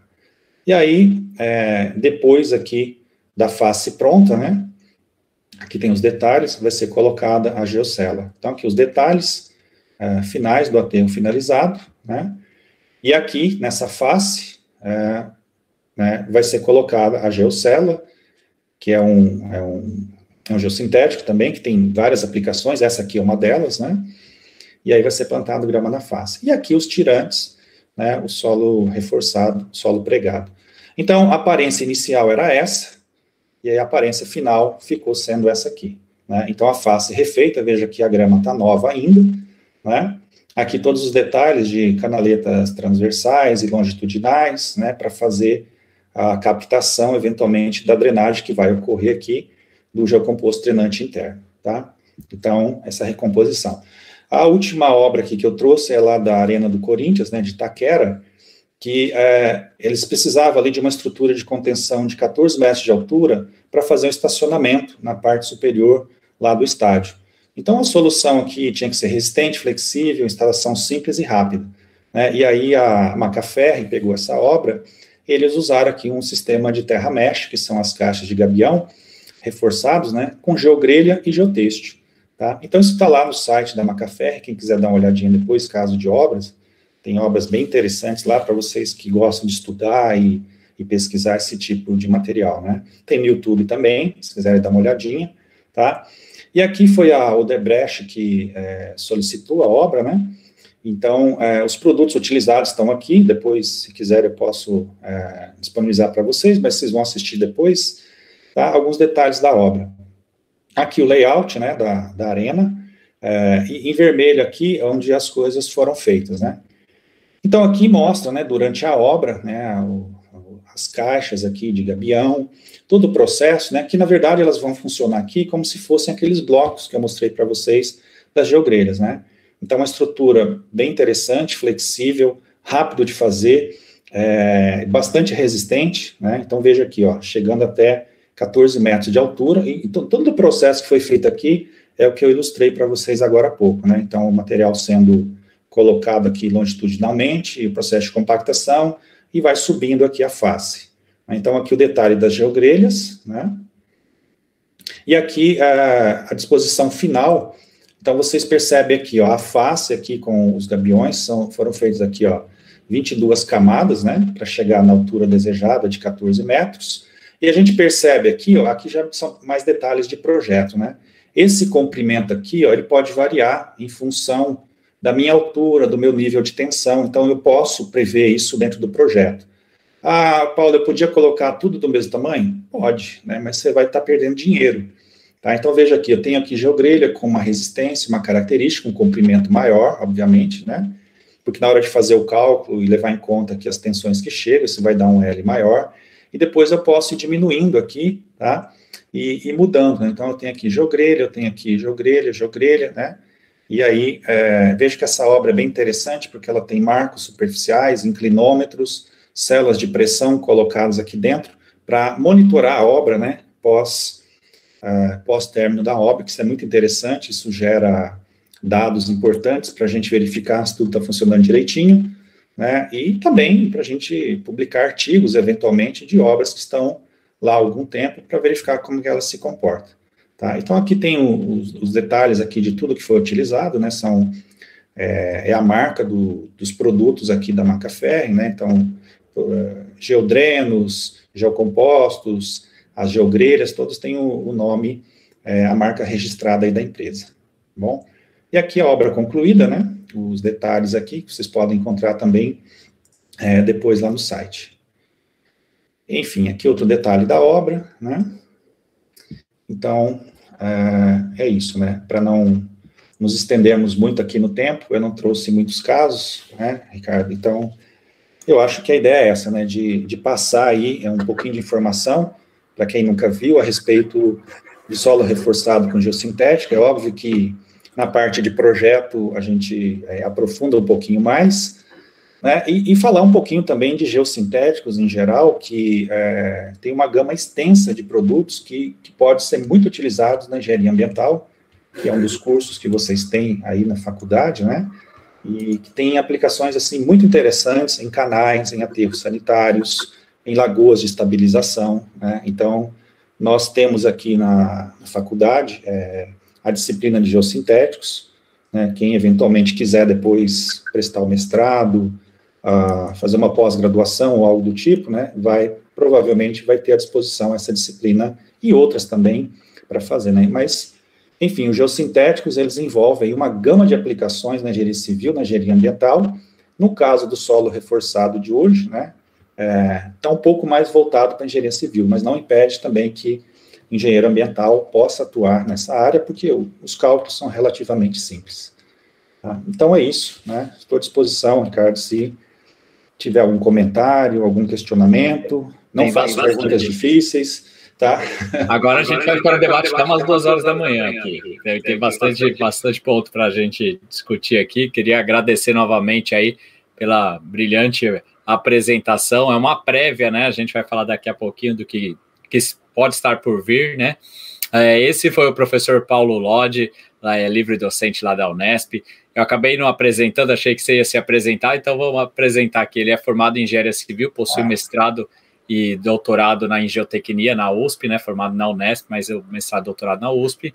Possui pós-doc na USP, pós-doc na Universidade do Texas, pós-doc na Califórnia e agora está aí de novo ao Brasil, né, para se dedicar à pós-graduação, a graduação lá em Bauru. Muitos de vocês que pretendem ir lá para o programa de mestrado e doutorado da Unesp de Bauru, não é porque eu sou de lá, não é porque eu também, de vez em quando, dou umas aulas aí, que eu vou puxar a sardinha, mas realmente é uma referência internacional em qualidade de ensino. Então, para quem tem esse desejo da pesquisa, da ciência, aprofundar mais dentro dessa área acadêmica, o mestrado e o doutorado eu sempre recomendo lá em Bauru, na engenharia ambiental, que tem a linha de saneamento, né, e tem a linha de geotecnia ambiental, que está muito ligada ao professor Paulo Lodge. Lodge, muito obrigado aí pela apresentação. Vou separar aqui, eu separei algumas perguntas que já foram respondidas, tá? Pode ter passado alguma coisa aqui, aí você fala, não, isso eu já comentei, você puxa minha orelha aí. Bom, Leonardo Alves, lá no começo, né, comentou que no aterro com reforço, como saber exatamente a linha de ruptura, como que a linha de ruptura surgirá, né, para poder colocar o geossintético ultrapassando tal ruptura. Eu acho que até está vinculado muito ao plano que a gente está. Você quer comentar um pouquinho sobre o curso que você está pretendendo dar? Não, tranquilo, cara. Assim, Leonardo que fez, né, a pergunta? Isso. Leonardo, isso aí, antes da gente fazer o projeto, né, a gente já tem mais ou menos como saber onde isso vai passar. A gente delimita ali uma cunha ativa, uma cunha passiva, então isso é bem tranquilo, tá? Isso não é uma preocupação. Então, como eu disse, na hora de fazer o projeto, a gente tem um passo a passo e a gente vai mostrando o cálculo dos esforços, o cálculo dos impulsos e tudo mais. Então, de certa forma, já está implícito ali, a gente sabe mais ou menos onde é que as coisas vão ser colocadas, o comprimento, o espaçamento. Então, aquelas formulinhas que eu coloquei lá, não detalhei muito, né, porque o tempo não dá, mas já está tudo, de certa forma, implícito ali, tá bom, Leonardo? Então, essa não é uma preocupação, tá? Não precisa ficar preocupado, onde está a linha? Em função do comprimento, né, esse comprimento ele já é calculado levando em conta os esforços que vão ser gerados, empuxo e tudo mais, né, que já contempla que o tamanho que vai ser necessário, ele é suficiente para interceptar a superfície de ruptura, tá? Show, e provavelmente você vai ver nas disciplinas do Bernardo, dessa parte de estruturação de solo também, tá, Leonardo? E nós estamos pensando aqui, até tem uma demanda já de ex-alunos, até não sei se o Matheus está por aí, acho que ele que foi um dos primeiros a trazer essa demanda. O Matheus hoje está fazendo mestrado lá em Ilha Solteira, né, que é a casa onde você começou na Unesp lá, né? Sim. E ele tinha essa demanda, ele falou, poxa, professor, por que a gente não faz uma pós em geotecnia, né, ou um curso rápido, que essa é a ideia que a gente está montando, tá, pessoal? A ideia é que a gente ofereça aí um curso para os ex-alunos e alunos da civil e da ambiental, tem muita relação com a ambiental essa área, para poder oferecer aí, né? Então o Lodge está alinhando também lá com a Marcela da pós, né? Então, surgindo, a gente vai anunciar aí tudo certinho, né, Lodge? Isso. Como eu contei com o Ricardo, É algo interessante porque é novo, mas é muito utilizado. Hoje em dia, engenheiro civil, geotécnico, quando vai fazer recomposição de talude ou um reforço de solo, ele vai usar essas técnicas, né? Então, é bem interessante porque a gente não vê isso na graduação, e quando vê em disciplina optativa, e nem toda universidade oferece isso, né? Então, eventualmente, numa pós-graduação você vai ver, mas também, às vezes, na pós-graduação não tem o nível de aprofundamento de projeto. Então, esses cursos são bons, assim, porque dão essa visão, dão essa prática do engenheiro do dia a dia, de como se fazer o projeto, né? Bacana, eu fiz uma disciplina de tópicos especiais com o Heraldo, tópicos especiais em obras de terra, né? Acho que foi eu e mais 3 alunos da minha turma, que era optativa, né? Tinha várias linhas, e eu falo que foi uma disciplina bem puxada, mas que aprendi muito lá, né? Justamente a área de projetos, né? Então, essa é até a ideia desse curso. E eu, pessoal, sou suspeito a falar, porque eu sou apaixonado pela área de saneamento, né, de sustentabilidade, e eu vejo um nicho de mercado muito grande aí para os próximos anos. Se você pegar o Brasil, que tem um déficit enorme em infraestrutura e em saneamento, e todos esses exemplos de obra que ele mostrou aí estão muito relacionados tanto à parte de saneamento, segurança ambiental. Nós vimos ontem a palestra nossa lá do pessoal da Vale, tudo que a Vale passou aí com o rompimento das barragens no passado. Isso tem um mercado muito grande de perícia, de projeto, de consultoria, de execução de obra, dada a complexidade, né, e está envolvido a todas as obras de infraestrutura, ferrovias, né, então no Brasil é o país de promessas, então as promessas estão aí, que vai expandir a infraestrutura rodoviária, ferroviária, portos, aeroportos e saneamento. Tudo isso que eu falei tem um monte de obra que vai envolver esses reforços de solos, né? E o outro ponto também, que eu tive a oportunidade de trabalhar, acho que foi um dos maiores projetos que eu trabalhei, é no controle das erosões em Arapongas, lá na chuva de 2016, que abriram várias erosões, né? Eu, o professor Léo, também, que você conhece, nós tivemos a oportunidade de aprender muito lá com o pessoal da Macaferri também, e lá nós utilizamos. A nossa ideia inicial lá era fazer gabião com geocélula, né? Então a gente iria puxar, né? O volume era muito grande de reaterro, então a gente ia puxar um pouco a inclinação, mas estruturar. E aí o russo lá do pessoal da Macaferri deu um toque para a gente. Ele falou: olha, vocês não têm terra aqui disponível para fazer o reaterro. E do jeito que está aqui, vocês vão acabar reaterrando com material não nobre. Então, não adianta pensar na geocélula se você não vai ter essa homogeneidade do material de aterro, né? Você vai ter ali o entulho das casas que desabaram, né? Do clube, e vai ter material vegetal. Então, ele falou: olha, coeficiente de segurança lá em cima e não vamos trabalhar. Ele falou: para mim seria até melhor, porque eu vendo, né, a geocélula. Ele falou: não, mas não trabalha aqui. Foi uma coisa que eu aprendi bastante lá com ele. E, bom, então tem uma área gigantesca, né? Na área ambiental, aterros, bacias de contenção, né? Sim, lagoas, estabilização, lagos, PCH também você pode usar. Então, Drenagem. Tem infinidade de aplicações aí para geossintético. Tem uma gama enorme de geossintético, né? Tanto na parte de engenharia civil, mas de ambiental também, né? Tem muita aplicação, tem uma interação muito boa com o ambiental. Sim, acredito que tem um nicho também dentro da arquitetura, né? Eu tenho visto, eu acho que em 2015 ou 2016, a Casa Cor em São Paulo usou gabião na entrada, né? Então tinha aquele corredor de gabião com uma cascata, e de lá para cá várias obras estão saindo com estruturação de solo, às vezes 2, 3 metros, mas que às vezes não seria nem tão viável economicamente, mas estão sendo utilizado como elemento decorativo também, né, além de estruturação. Então você pega lá a Toca do Urso, se eu não me engano, que é a nova cervejaria da Colorado, lá em Ribeirão Preto, foi trabalhada assim. Quem quiser, pesquisa aí, Toca do Urso Colorado, se eu não me engano. Ele tem umas grutas de gabião, né, utilizada a topografia do local, então acho que vai crescer bastante esse mercado, né? Tem o EPS também, Ricardo, que é bastante utilizado, né, na parte de construção civil, de arquitetura, tem casa de EPS. Essa é uma pergunta que eu ia colocar aqui. O que você tem aí para falar um pouco do EPS, do vulgo isopor, né, do em aterro? Não, o EPS eu acho ótimo, eu trabalho bastante com o EPS, né? Se você olhar em Las Vegas, várias daquelas estruturas de hotéis lá, eles são feitos de EPS lá fora, né? Aquela moldagem, aquelas figuras egípcias e tudo mais, aquilo lá é EPS. O EPS tem grande aplicação, tanto na parte de aterro também, encontro de pontes, né? Então, tudo isso aí que a gente viu de solo reforçado hoje, eu poderia trocar aquilo ali por EPS, por blocos de EPS. Né? E também posso usar na construção civil, né, fazendo paredes pré-moldadas de EPS e preenchendo com concreto, por exemplo, fundações de EPS em solo mole. Então, assim, o EPS ele tem uma aplicação muito legal, muito interessante na construção civil, e se está na construção civil, tem uma interface boa também com a arquitetura, né? Eu fiquei sabendo que aqui em Bauru tem uma casa de EPS, eu estou curioso para lá ver, ali no Világio, ainda não fui. Então, é algo muito interessante, porque é rápido, é um material resistente, tem que tomar alguns cuidados, obviamente, de impermeabilização e fogo, né?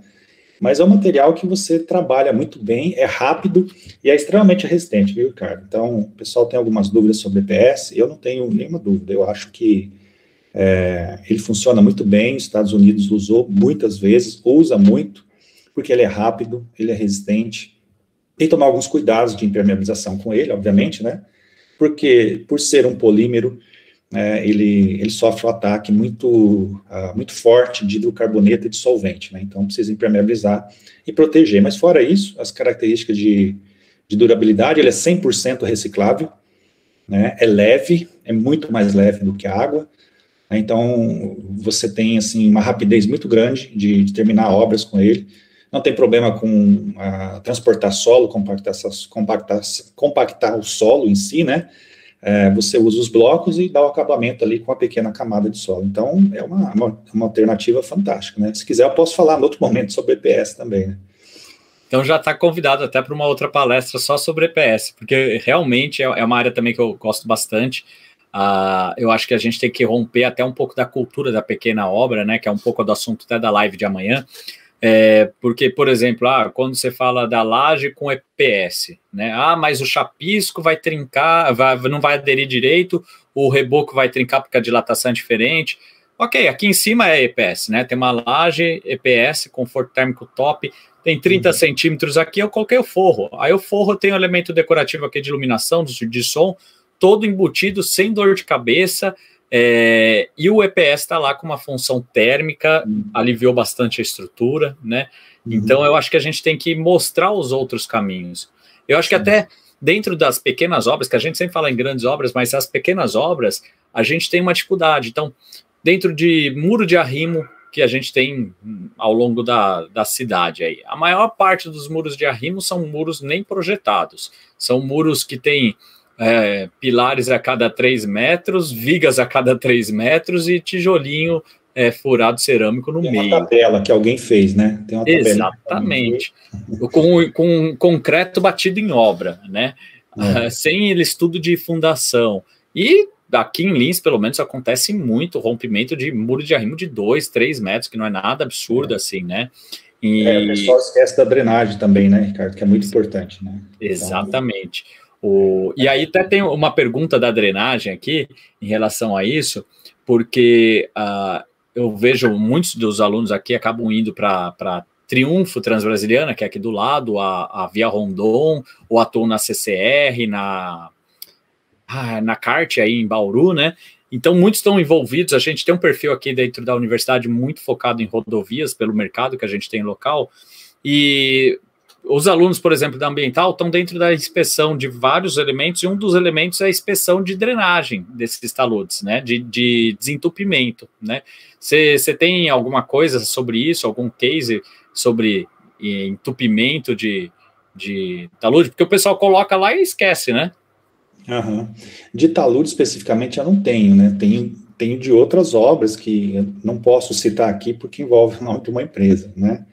Que deu muito errado, né? Mas o dreno cego, o dreno mal feito, né? Esses drenos longitudinais, por exemplo, de rodovias que são feitos, né? Então, tem que se abrir a valeta, colocar o geotexto, que o pessoal chama de bidim, não é mais bidim, né? Bidim era uma empresa que fabricava geotexto.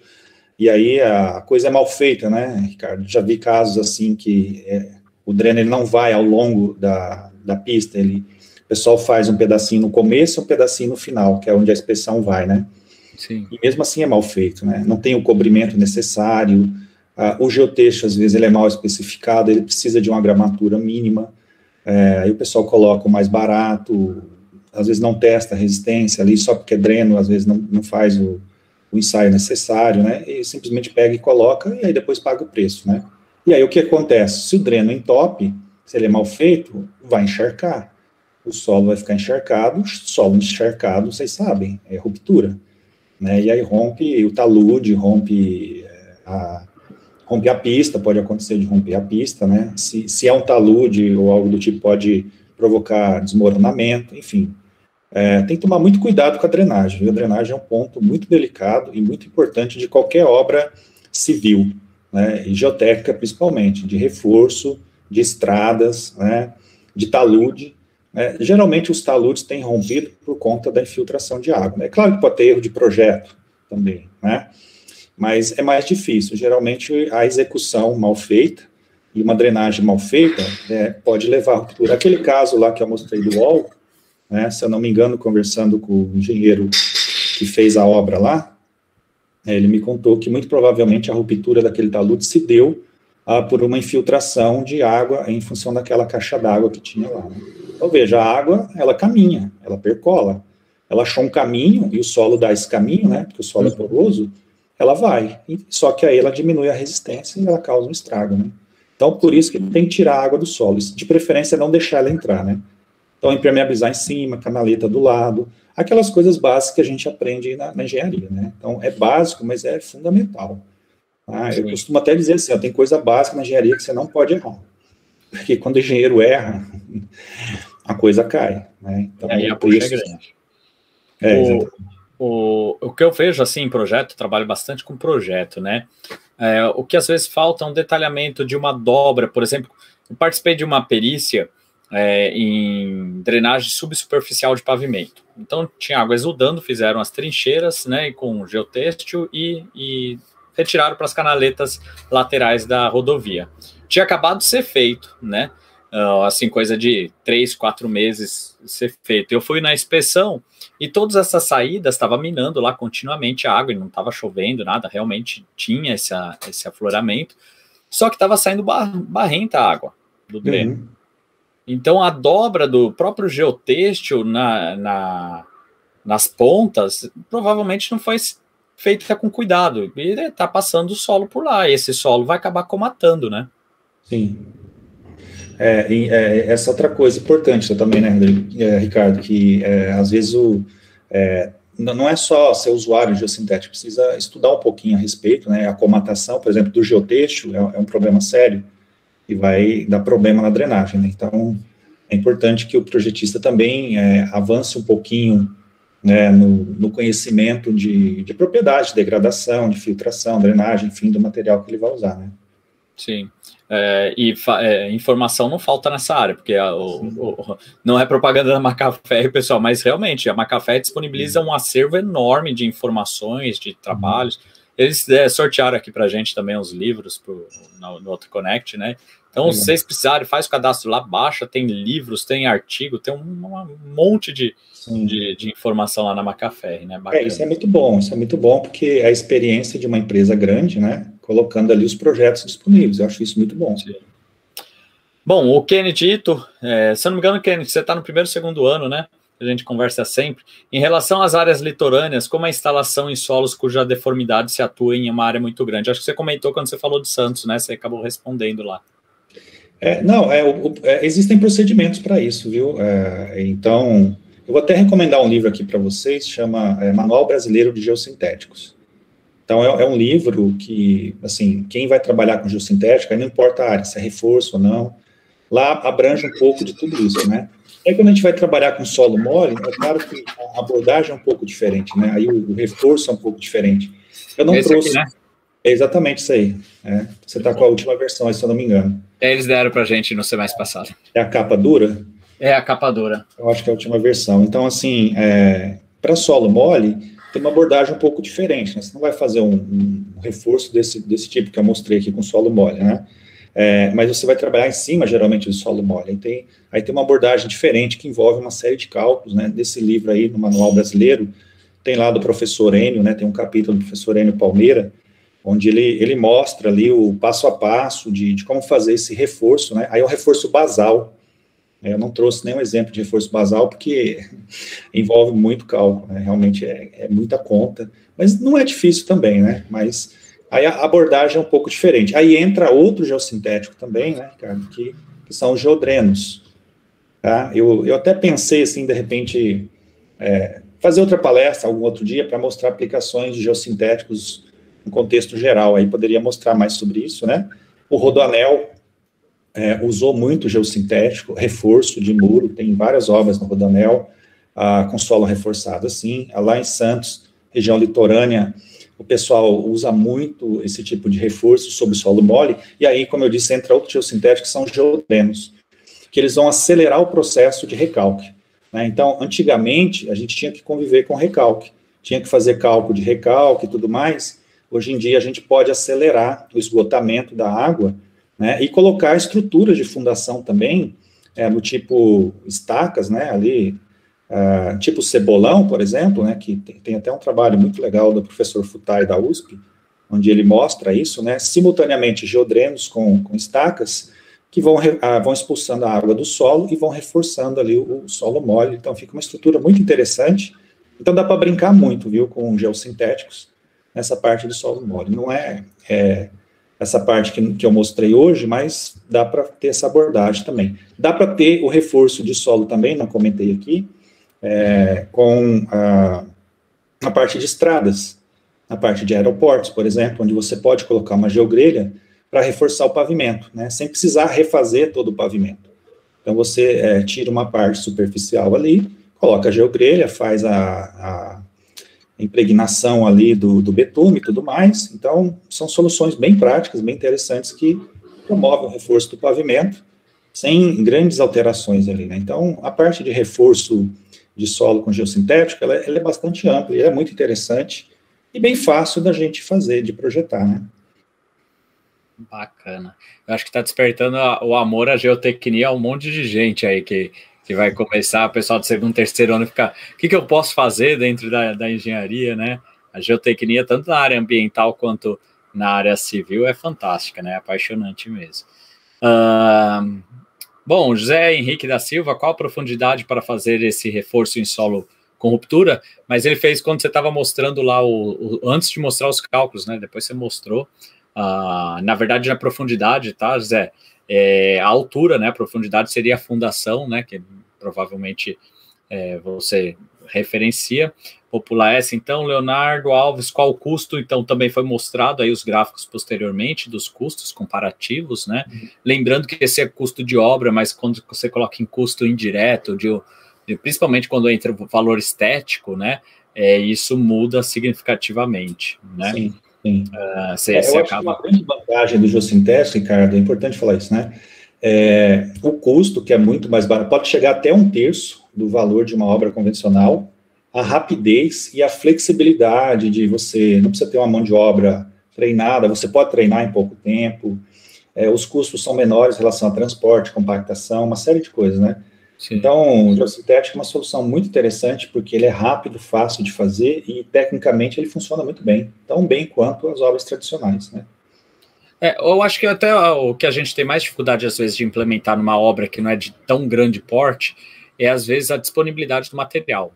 Então, por exemplo, eu vou fazer uma residência, tenho lá no fundo um muro de arrimo, que eu posso soltar num talão de 1 para 1 se eu reforçar, só que aí eu não encontro na quantidade. Para comprar direto, às vezes, com o fabricante, você tem um lote mínimo, né? O depósito de material de construção, que é o grande fornecedor, ele não trabalha com esse material, né? Então, eu acho que essa é uma barreira, até eu falei isso na palestra da Macaferri e da Tigre também, comentei com eles. Quando você trabalha com o PEX, por exemplo, da Tigre, você não encontra isso para pequenas obras, você só encontra quando você fecha um edifício inteiro, né?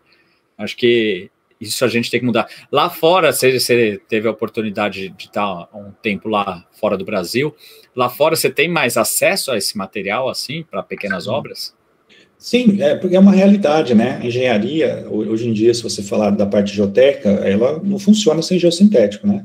Então, você tem muita opção, tem muita coisa interessante. O pessoal sempre está inovando, pesquisando, arrumando umas soluções bem bacanas, né?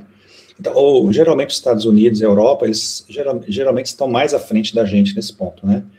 Então, assim, em termos de pesquisa, porque eles têm dinheiro, a parte privada, né, as empresas privadas financiam as pesquisas na universidade, então isso é bem legal, né? Então, eles querem estudar um produto, desenvolver um produto, então eles buscam essa conexão, e aí a coisa funciona muito bem, né, Ricardo? Quando você tem dinheiro para fazer pesquisa, a coisa anda bem, né?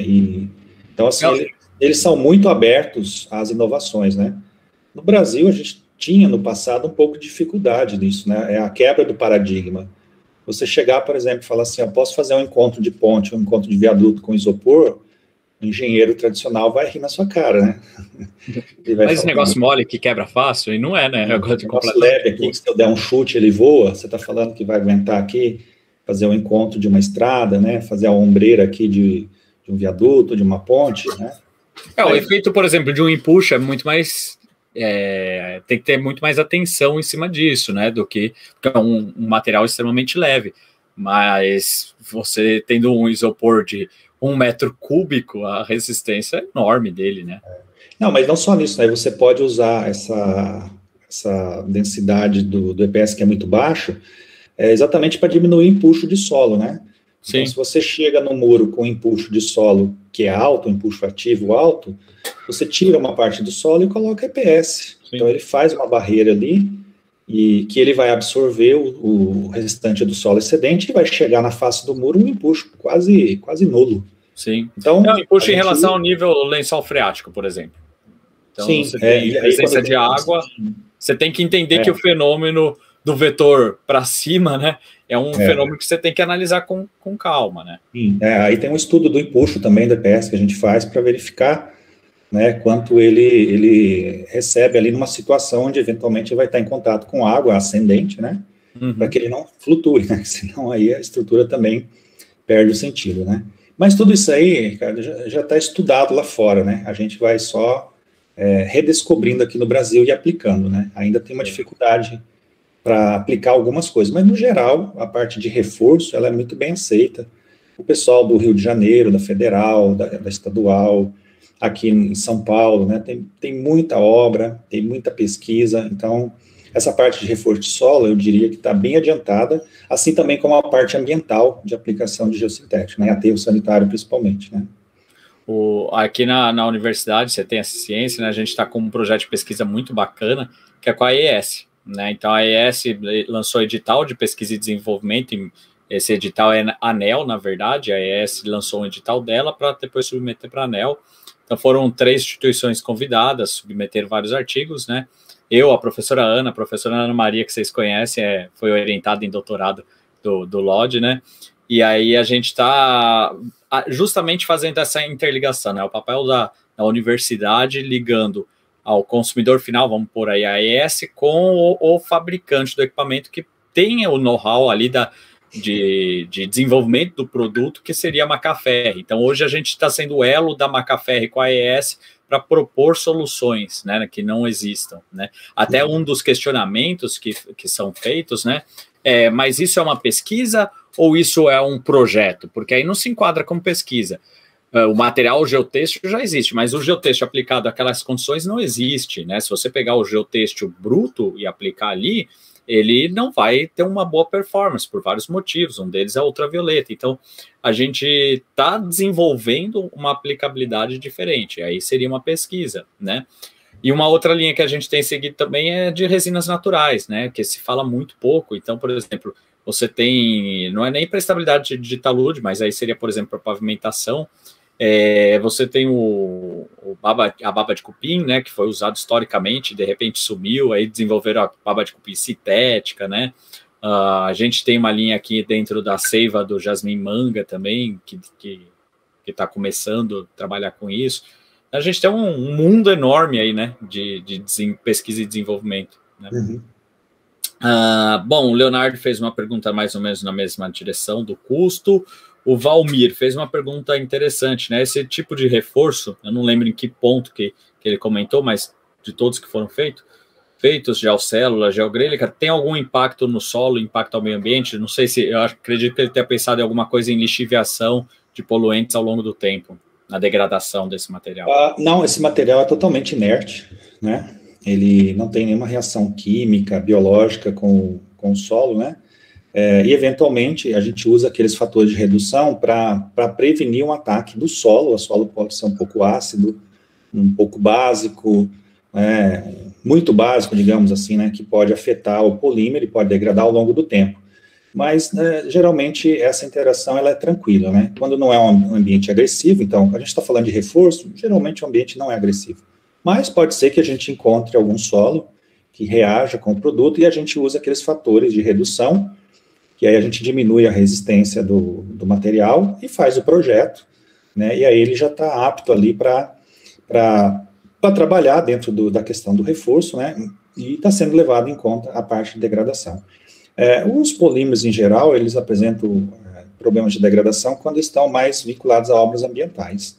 Aterro sanitário, lagoa de estabilização, lagoa de tratamento de resíduos químicos, ácido sulfúrico, por exemplo, o vinhoto, a vinhaça, algo semelhante você vai trabalhar, né? Na parte de reforço, não é um problema, tá? Até o EPS, por exemplo, que pode ser usado para diminuição de empuxo, ou algo semelhante, ele é totalmente inerte, ele não reage com o solo, né? Então, são produtos que trabalham muito bem e tem uma resistência química muito boa, né? Eles são termoplásticos e eles são poliolefinas, né? Que tem uma resistência muito boa, resistência química muito boa, né? O PVC tem que tomar um pouquinho de cuidado dependendo da aplicação, mas normalmente a gente não usa o PVC como reforço, tá? Geralmente é o polipropileno, o poliéster ou o PVA.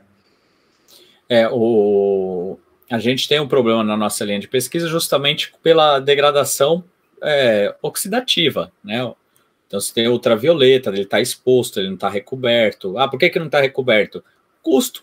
O custo de se impermeabilizar uma área de 9 km², impermeabilizar não, tratar o solo com 9 km² e ainda tratar esse geotêxtil, fica muito caro. Sim. Então, mas você pode encomendar um geotêxtil com proteção UV para ele ficar exposto, né? Então, tudo é aplicado ao caso a caso. Você tem que analisar qual o melhor produto, né? É tudo bidim, né? O pessoal fala, é tudo bidim, é tudo geocelo. Não, tem uma infinidade ali de granulometria, de composição que você pode utilizar. Deixa eu ver, o Guidória fez, acho que a mesma analogia. Qual a altura máxima que pode chegar aos muros de arrimo, né? Os muros de contenção, na verdade. Qual foi o maior muro de contenção que você já... Eu já vi 20, 30 metros de altura, tranquilamente, né? Então, depende muito do projeto, né? Você pode fazer escalonando, fazendo bermas. Não sei se ele sabe o que é bermas, né? Mas são degraus que você pode escalonando para melhorar a estabilidade. E aí, eu acho que é uma pergunta interessante, porque assim, mas qual que é o uso? Geogrelha? Então, assim, uma ideia bem básica para vocês guardarem é assim, o geotêxtil não tecido, ele pode ser utilizado para pequenas alturas, só ele, né? Por exemplo, 4 a 6 metros, você pode usar tranquilamente. Depende muito do projeto, da resistência. Depois disso, é mais interessante você usar o geotêxtil tecido, porque ele tem uma resistência maior, então ele comporta alturas maiores, podemos falar até em 10 metros, por exemplo, 20 metros, talvez, precisa ver, né, a resistência do geotêxtil, isso tem disponibilidade de um material resistente, mas a geogrelha, ela é imbatível, né, então, para alturas muito elevadas, a geogrelha, sem dúvida, ela faz esse trabalho, e aí depende do projeto, já vi muros muito altos, né, mas se a gente for pensar em termos de comparativos com as soluções tradicionais, o geossintético substitui muito bem qualquer obra tradicional aí de 4, 5 metros de altura, 10 metros de altura, até 20. Aquele estacionamento ali da Arena do Corinthians é 14 metros, né, mas já vi obras com 20, 30 metros de altura, né? Então, eu acho que o céu é o limite aí para o geossintético, né? Dá para trabalhar bem com grandes alturas, sim. Tava com o microfone fechado aqui que eu tô copiando. Daqui a pouquinho, pessoal, eu vou colocar o link aí da presença. Eu tava no outro computador. Hoje eu tô parecendo o cara da Globo que fica nos bastidores. Lá tem 4 telas aqui, mais o celular na minha frente. Deixa eu ver aqui. No caso de recomposição do talude, a retirada de terra para instalar o reforço não pode ocasionar danos à estrutura. Achei bem interessante, ele comentou justo naquele momento que você mostrou a caixa d'água. Então, a retirada daquela terra para recompor não pode promover uma segunda ruptura? Não, já está rompido, né? Tem que tomar um cuidado, né? Eventualmente, dependendo da obra, naquele caso ali específico, não, né? Porque ali já estava rompido, era só retirar, tomar os devidos cuidados. Mas se for uma obra diferente, distinta, por exemplo, talvez seja até interessante, né, Ricardo, fazer uma linha ou duas de solo grampeado, né? Então depende muito. Então tem que ser feita uma análise pelo engenheiro, o engenheiro geotécnico ou ambiental vai lá, dá uma olhada, vê a situação como é que está, analisa, faz uma análise da estabilidade do que sobrou, e aí ele toma a decisão, se dá para retirar simplesmente ou vai precisar fazer uma intervenção antes para reforçar a estrutura ali, né? Em Arapongas nós tivemos esse problema porque o projeto saiu, não lembro se foi 6 meses pós o início das erosões. Nós tínhamos uma topografia, uma análise de solo que não pôde ter sondagem no local, por motivos óbvios, não tinha nem como fazer sondagem no local, mas o solo era bem homogêneo, e até conseguir a verba, licitar a obra, apesar de ser uma ocasião de emergência, e começar a executar a obra, mudou muito o cenário da erosão, né? Então ela avançou coisa assim de 30, 40 metros para dentro do bairro, né? Então algumas coisas precisaram ser revistas, e até lá a gente tinha que diminuir esse avanço, né? Eu brinco que a erosão, ela funciona como se fosse um dominó, você tem que romper o caminhamento dela, senão ela vai sem fim. Então, uma das propostas lá com a equipe técnica deles e a nossa equipe lá foi colocar umas pedras mesmo de uma pedreira que tinha ali próxima, conseguiram doação, enfim, colocaram no pé do talude, justamente acho que pelo que quem foi o Kenedito falou, que ele ficou preocupado, porque você deslizou e você apoiou o pé ali com aquele solo que deslizou. Se você tira esse pé agora, né, você está numa situação bastante delicada, né? Por isso, pessoal, obra de terra, tanto a parte de projeto, mas também a obra, segurança no trabalho é importantíssima, né? Acima de 1,20 m, pessoal, o solo já batendo no peito, mesmo que o rosto esteja fora, pode matar uma pessoa, né? Então tem que ter uma responsabilidade de segurança do trabalho muito grande quando vocês forem fazer esse tipo de obra, tá? E não é obra grande não, obra pequenininha, de 1,20 m aí de profundidade, uma valetinha que vocês abram, já tem esse risco. A Júlia Lopes Cavina, de modo geral, qual seria a maior dificuldade na aplicação de geossintéticos, visto que é uma solução viável tecnicamente e financeiramente? Por que tem muro de arrimo feito de tijolinho furado, sem cálculo estrutural, sem nada, e por que não se usa isso? É uma boa pergunta. Hoje em dia, eu digo, como eu disse, no Brasil, em geral, assim, a gente vê muita obra de geossintético, né? Talvez em alguns lugares onde não haja o conhecimento, a difusão do conhecimento, isso se torne um pouco mais impraticável, né? Então, Ricardo, eu acho que a grande dificuldade é a difusão do conhecimento. Por exemplo, os meus alunos só vão ter contato com geossintético na pós-graduação, quando eles optam em fazer a disciplina de geossintéticos, né? E na graduação, a gente tem uma disciplina optativa que dá essas noções e trabalha um pouquinho isso, né? E se você procurar nas universidades, você vai encontrar muito pouco relacionado a geossintético. Hoje já tem um pouquinho mais, né? Existe um trabalho grande aí das associações do IGS, que é a sigla internacional, né, do órgão, mas é o IGS Brasil, né? A International,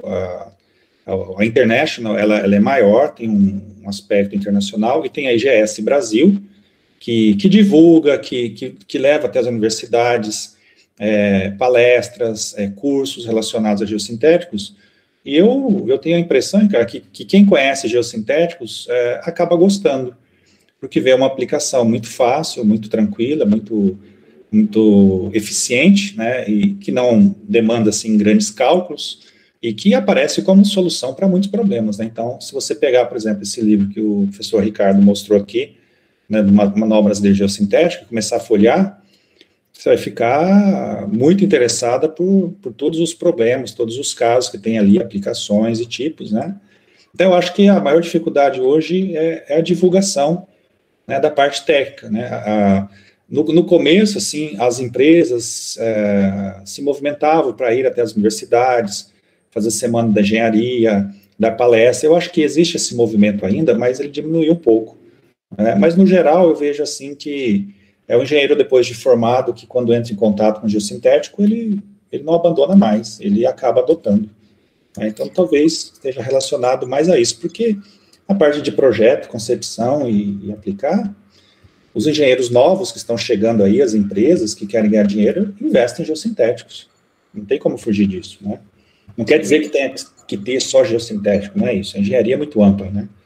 Mas ele abre um leque de possibilidades, né, de obras que não estão nem pensando no geossintético, né? Exatamente. Essa semana eu tive uma reunião, eu, reitor, com um ex-aluno também da Unesp, contemporâneo meu, amigo meu também, que hoje ele é diretor comercial de uma incorporadora grande aí na região de São Paulo. E eles fazem complexos logísticos. E a gente estava discutindo justamente isso, né? Por que tem tantos complexos logísticos em uma topografia tão acidentada, né? Vem muitos investidores internacionais aí de fora do país olhar e eles falam, vai ter aqui o complexo logístico, mas aqui nesse morro, né, não tem nenhuma área mais plana um pouco para frente, e por questões que não dá para entender do desenvolvimento, principalmente do estado de São Paulo, a gente tem algumas coisas que não fazem muito sentido. Construir um aeroporto em São Roque, por exemplo, poxa, bacana, né? Uhum. Só que o custo daquilo lá, para você, no meio daquele monte de morro ali, colocar um aeroporto, é muito caro. E sendo que você andar um pouco para frente, você tem já topografia mais planas. E eu lembro que no meu doutorado, eu fiz doutorado em agronomia, né, irrigação e drenagem, eu era o único da civil lá, perdido, né? E o pessoal encheu o nosso saco, falava assim, pô, vocês, engenheiros civis, são muito inteligentes, né? Vocês constroem empreendimentos imobiliários na Terra Roxa de Ribeirão Preto e transformam a região canavieira na areia, na de Araçatuba. Vocês plantam na areia e constroem empreendimento no solo fértil. Eu acho que falta um pouco desse desenvolvimento técnico, planejamento técnico urbano, né? Para a gente poder... Sim. Faz sentido a observação, né? Porque a gente vai aprendendo com a experiência, né? Já era para ter aprendido esse tipo de coisa, né? Sim, sim. Infelizmente, assim, o eixo Anhanguera Imigrantes, Anhanguera Bandeirantes, que foi o que a gente chegou no final aí da reunião nesse consenso, foi bastante desenvolvido por questões políticas. Tal cidade tem mais deputado que tal cidade, enfim, e aí acabou migrando a agropecuária para outra área, mas não por decisões de solo, porque lá você tem a Anhanguera Bandeirantes, mas tudo bem, é que você tem Castelo Branco e o Marechal Rondon, né? Então deveria ser melhor otimizado isso, né? Bom, eu vou encerrar o nosso papo aqui de geossintéticos. Pessoal, coloquei aqui o link de frequência, vocês me mandaram muito bem, nós tivemos aqui mais de 240 espectadores até agora, então foi um valor muito bom, o pessoal participou bastante, lembrando que isso vai estar disponibilizado depois para vocês lá no YouTube da Unilins, na Mouto Engenharia também, não esqueçam de se inscrever aí no meu canal, dar uma força. Pessoal, vou pedir agora para a gente encerrar, né, então, você falar um pouquinho do mestrado e doutorado, quais são as áreas que tem aí no mestrado e doutorado da Unesp de Bauru, que você faz parte, para quem tenha interesse, qual é o perfil também, né, porque muitos alunos pensam assim, vou fazer mestrado, doutorado, mas eu acho que é muito do perfil também do que você quer na sua carreira, né? Assim, nós temos aqui, depois, se vocês quiserem, podem entrar no site, né, da pós-graduação em Engenharia Civil e Ambiental aqui da Faculdade de Engenharia de Bauru. Basicamente, nós temos duas áreas de atuação, que é geotecnia e saneamento. Mas aí, dentro de cada área, existe um leque de possibilidades, né, então é interessante vocês darem uma olhada lá, olharem o perfil dos docentes que estão cadastrados na pós-graduação. Então, vocês vão encontrar, a nossa pós-graduação, ela é interunidades. Isso é muito interessante, porque a gente, não é só Bauru, a gente tem Bauru, nós temos Guaratinguetá, Sorocaba, nós temos Rio Claro, São José dos Campos, enfim, tem uma infinidade de unidades e docentes de várias formações.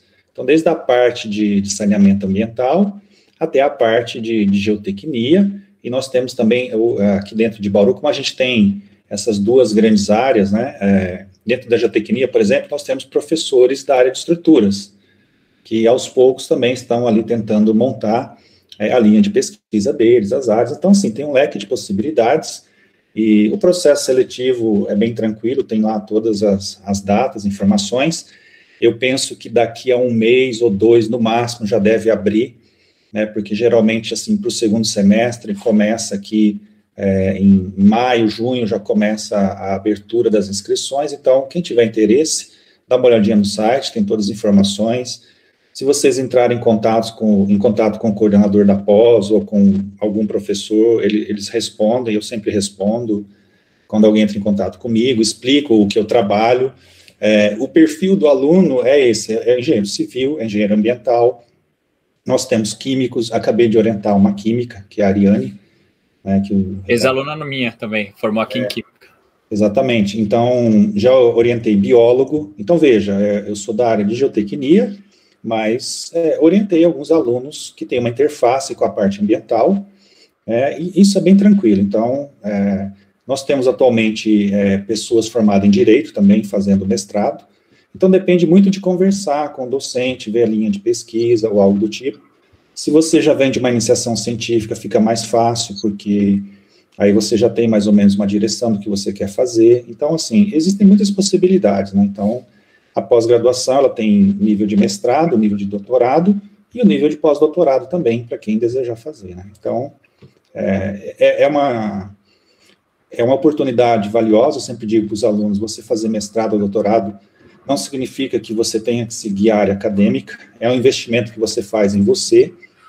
Hoje o diferencial tem que ser isso. Você pode fazer um mestrado, um doutorado, pode ir para a área acadêmica se quiser, mas não necessariamente. Você pode ir para uma empresa, e aí lá você vai ter mais experiência, vai ter um salário melhor. Você pode atuar em várias frentes de pesquisa, por exemplo, né, de empresas ou algo semelhante. Então, é sempre um investimento, e eu acho que vale a pena, porque eu falo uma coisa, cara, que vai parecer paradoxal aqui, mas eu acho que o grande aproveitamento de uma pós-graduação não é nem a sua dissertação, a sua tese. São as disciplinas que você faz para se nivelar e para aprender um pouco mais. O contato com os docentes, a experiência com gente que sabe muito mais do que a gente e o que a gente aprende com eles. Né? Eu acho que isso, a dissertação é uma consequência, né, da sua pesquisa, claro, é importante também, mas acho que o mais importante é o aprofundamento que você ganha com as disciplinas e com tudo que você vai ver ali, né? Isso te torna uma pessoa muito mais capacitada para atuar depois em alguma área, eventualmente, se você quiser. Veja o Ricardo aí, que trabalha com frentes de... Faz um pouquinho de tudo. De didática, de projeto e tudo mais, e eu tenho certeza que tudo que ele fez e aprendeu na parte da pós-graduação, ele aplica na vida de projeto dele. Ele tem uma visão muito mais ampla do que qualquer outra pessoa.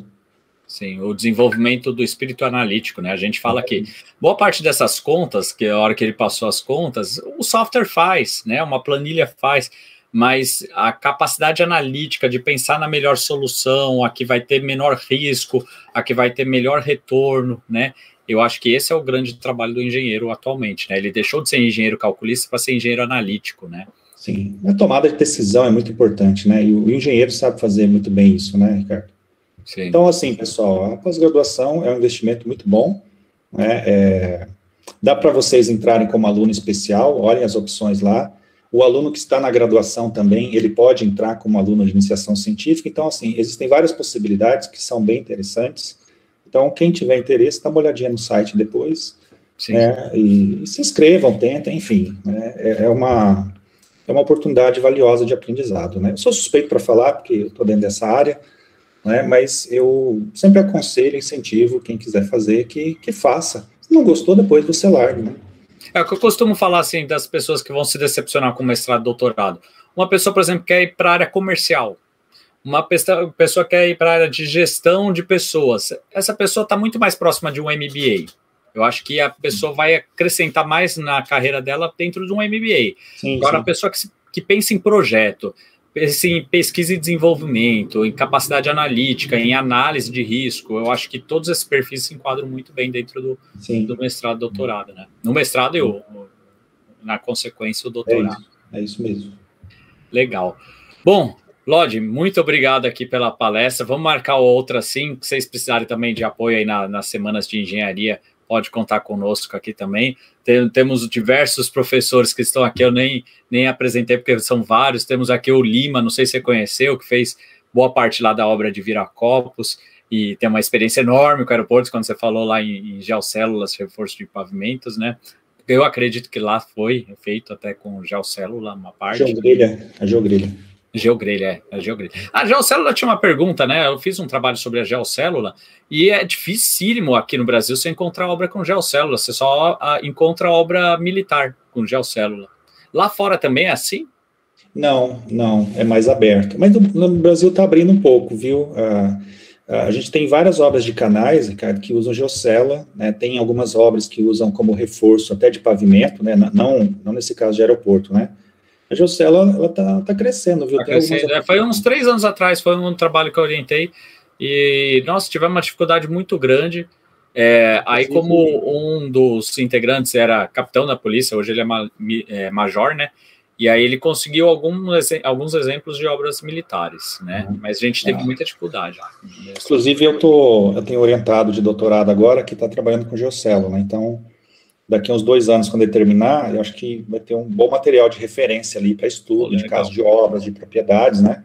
E a gente está desenvolvendo umas coisas bem interessantes. Eu acho que vai ser um trabalho bem legal. Bacana. Bom, Lodi, mais uma vez, muito obrigado por ter disponibilizado a sua noite aí de descanso para trocar uma palavrinha com a gente, né? Obrigado pela participação de todos aí. Então, pessoal, não se esqueçam, amanhã a gente tem uma palestra com 3 alunos e ex-alunos, né? Um aluno da pós, outro... Os 3 são alunos da pós, na verdade, e mais 2 são ex-alunos da graduação e sexta sobre a Transbrasiliana, tá bom? Pessoal, vou encerrar a live aqui. Um grande abraço a todos, muito obrigado, viu, Lodi? E até mais. Eu que agradeço, Ricardo, muito obrigado pela paciência aí, estou à disposição, né? E quem sabe em breve a gente tem até aí um curso, né, Ricardo, falando um pouquinho mais. Se vocês tiverem interesse, pessoal, comenta aí depois no meu Instagram, no direct, tá? O Lodi com a Marcela lá na pós estão tentando alinhar aí um escopo bacana para um curso nessa área. Então, mandem as sugestões, o que vocês têm interesse, que a gente vai modelando isso aí, beleza? Show de bola!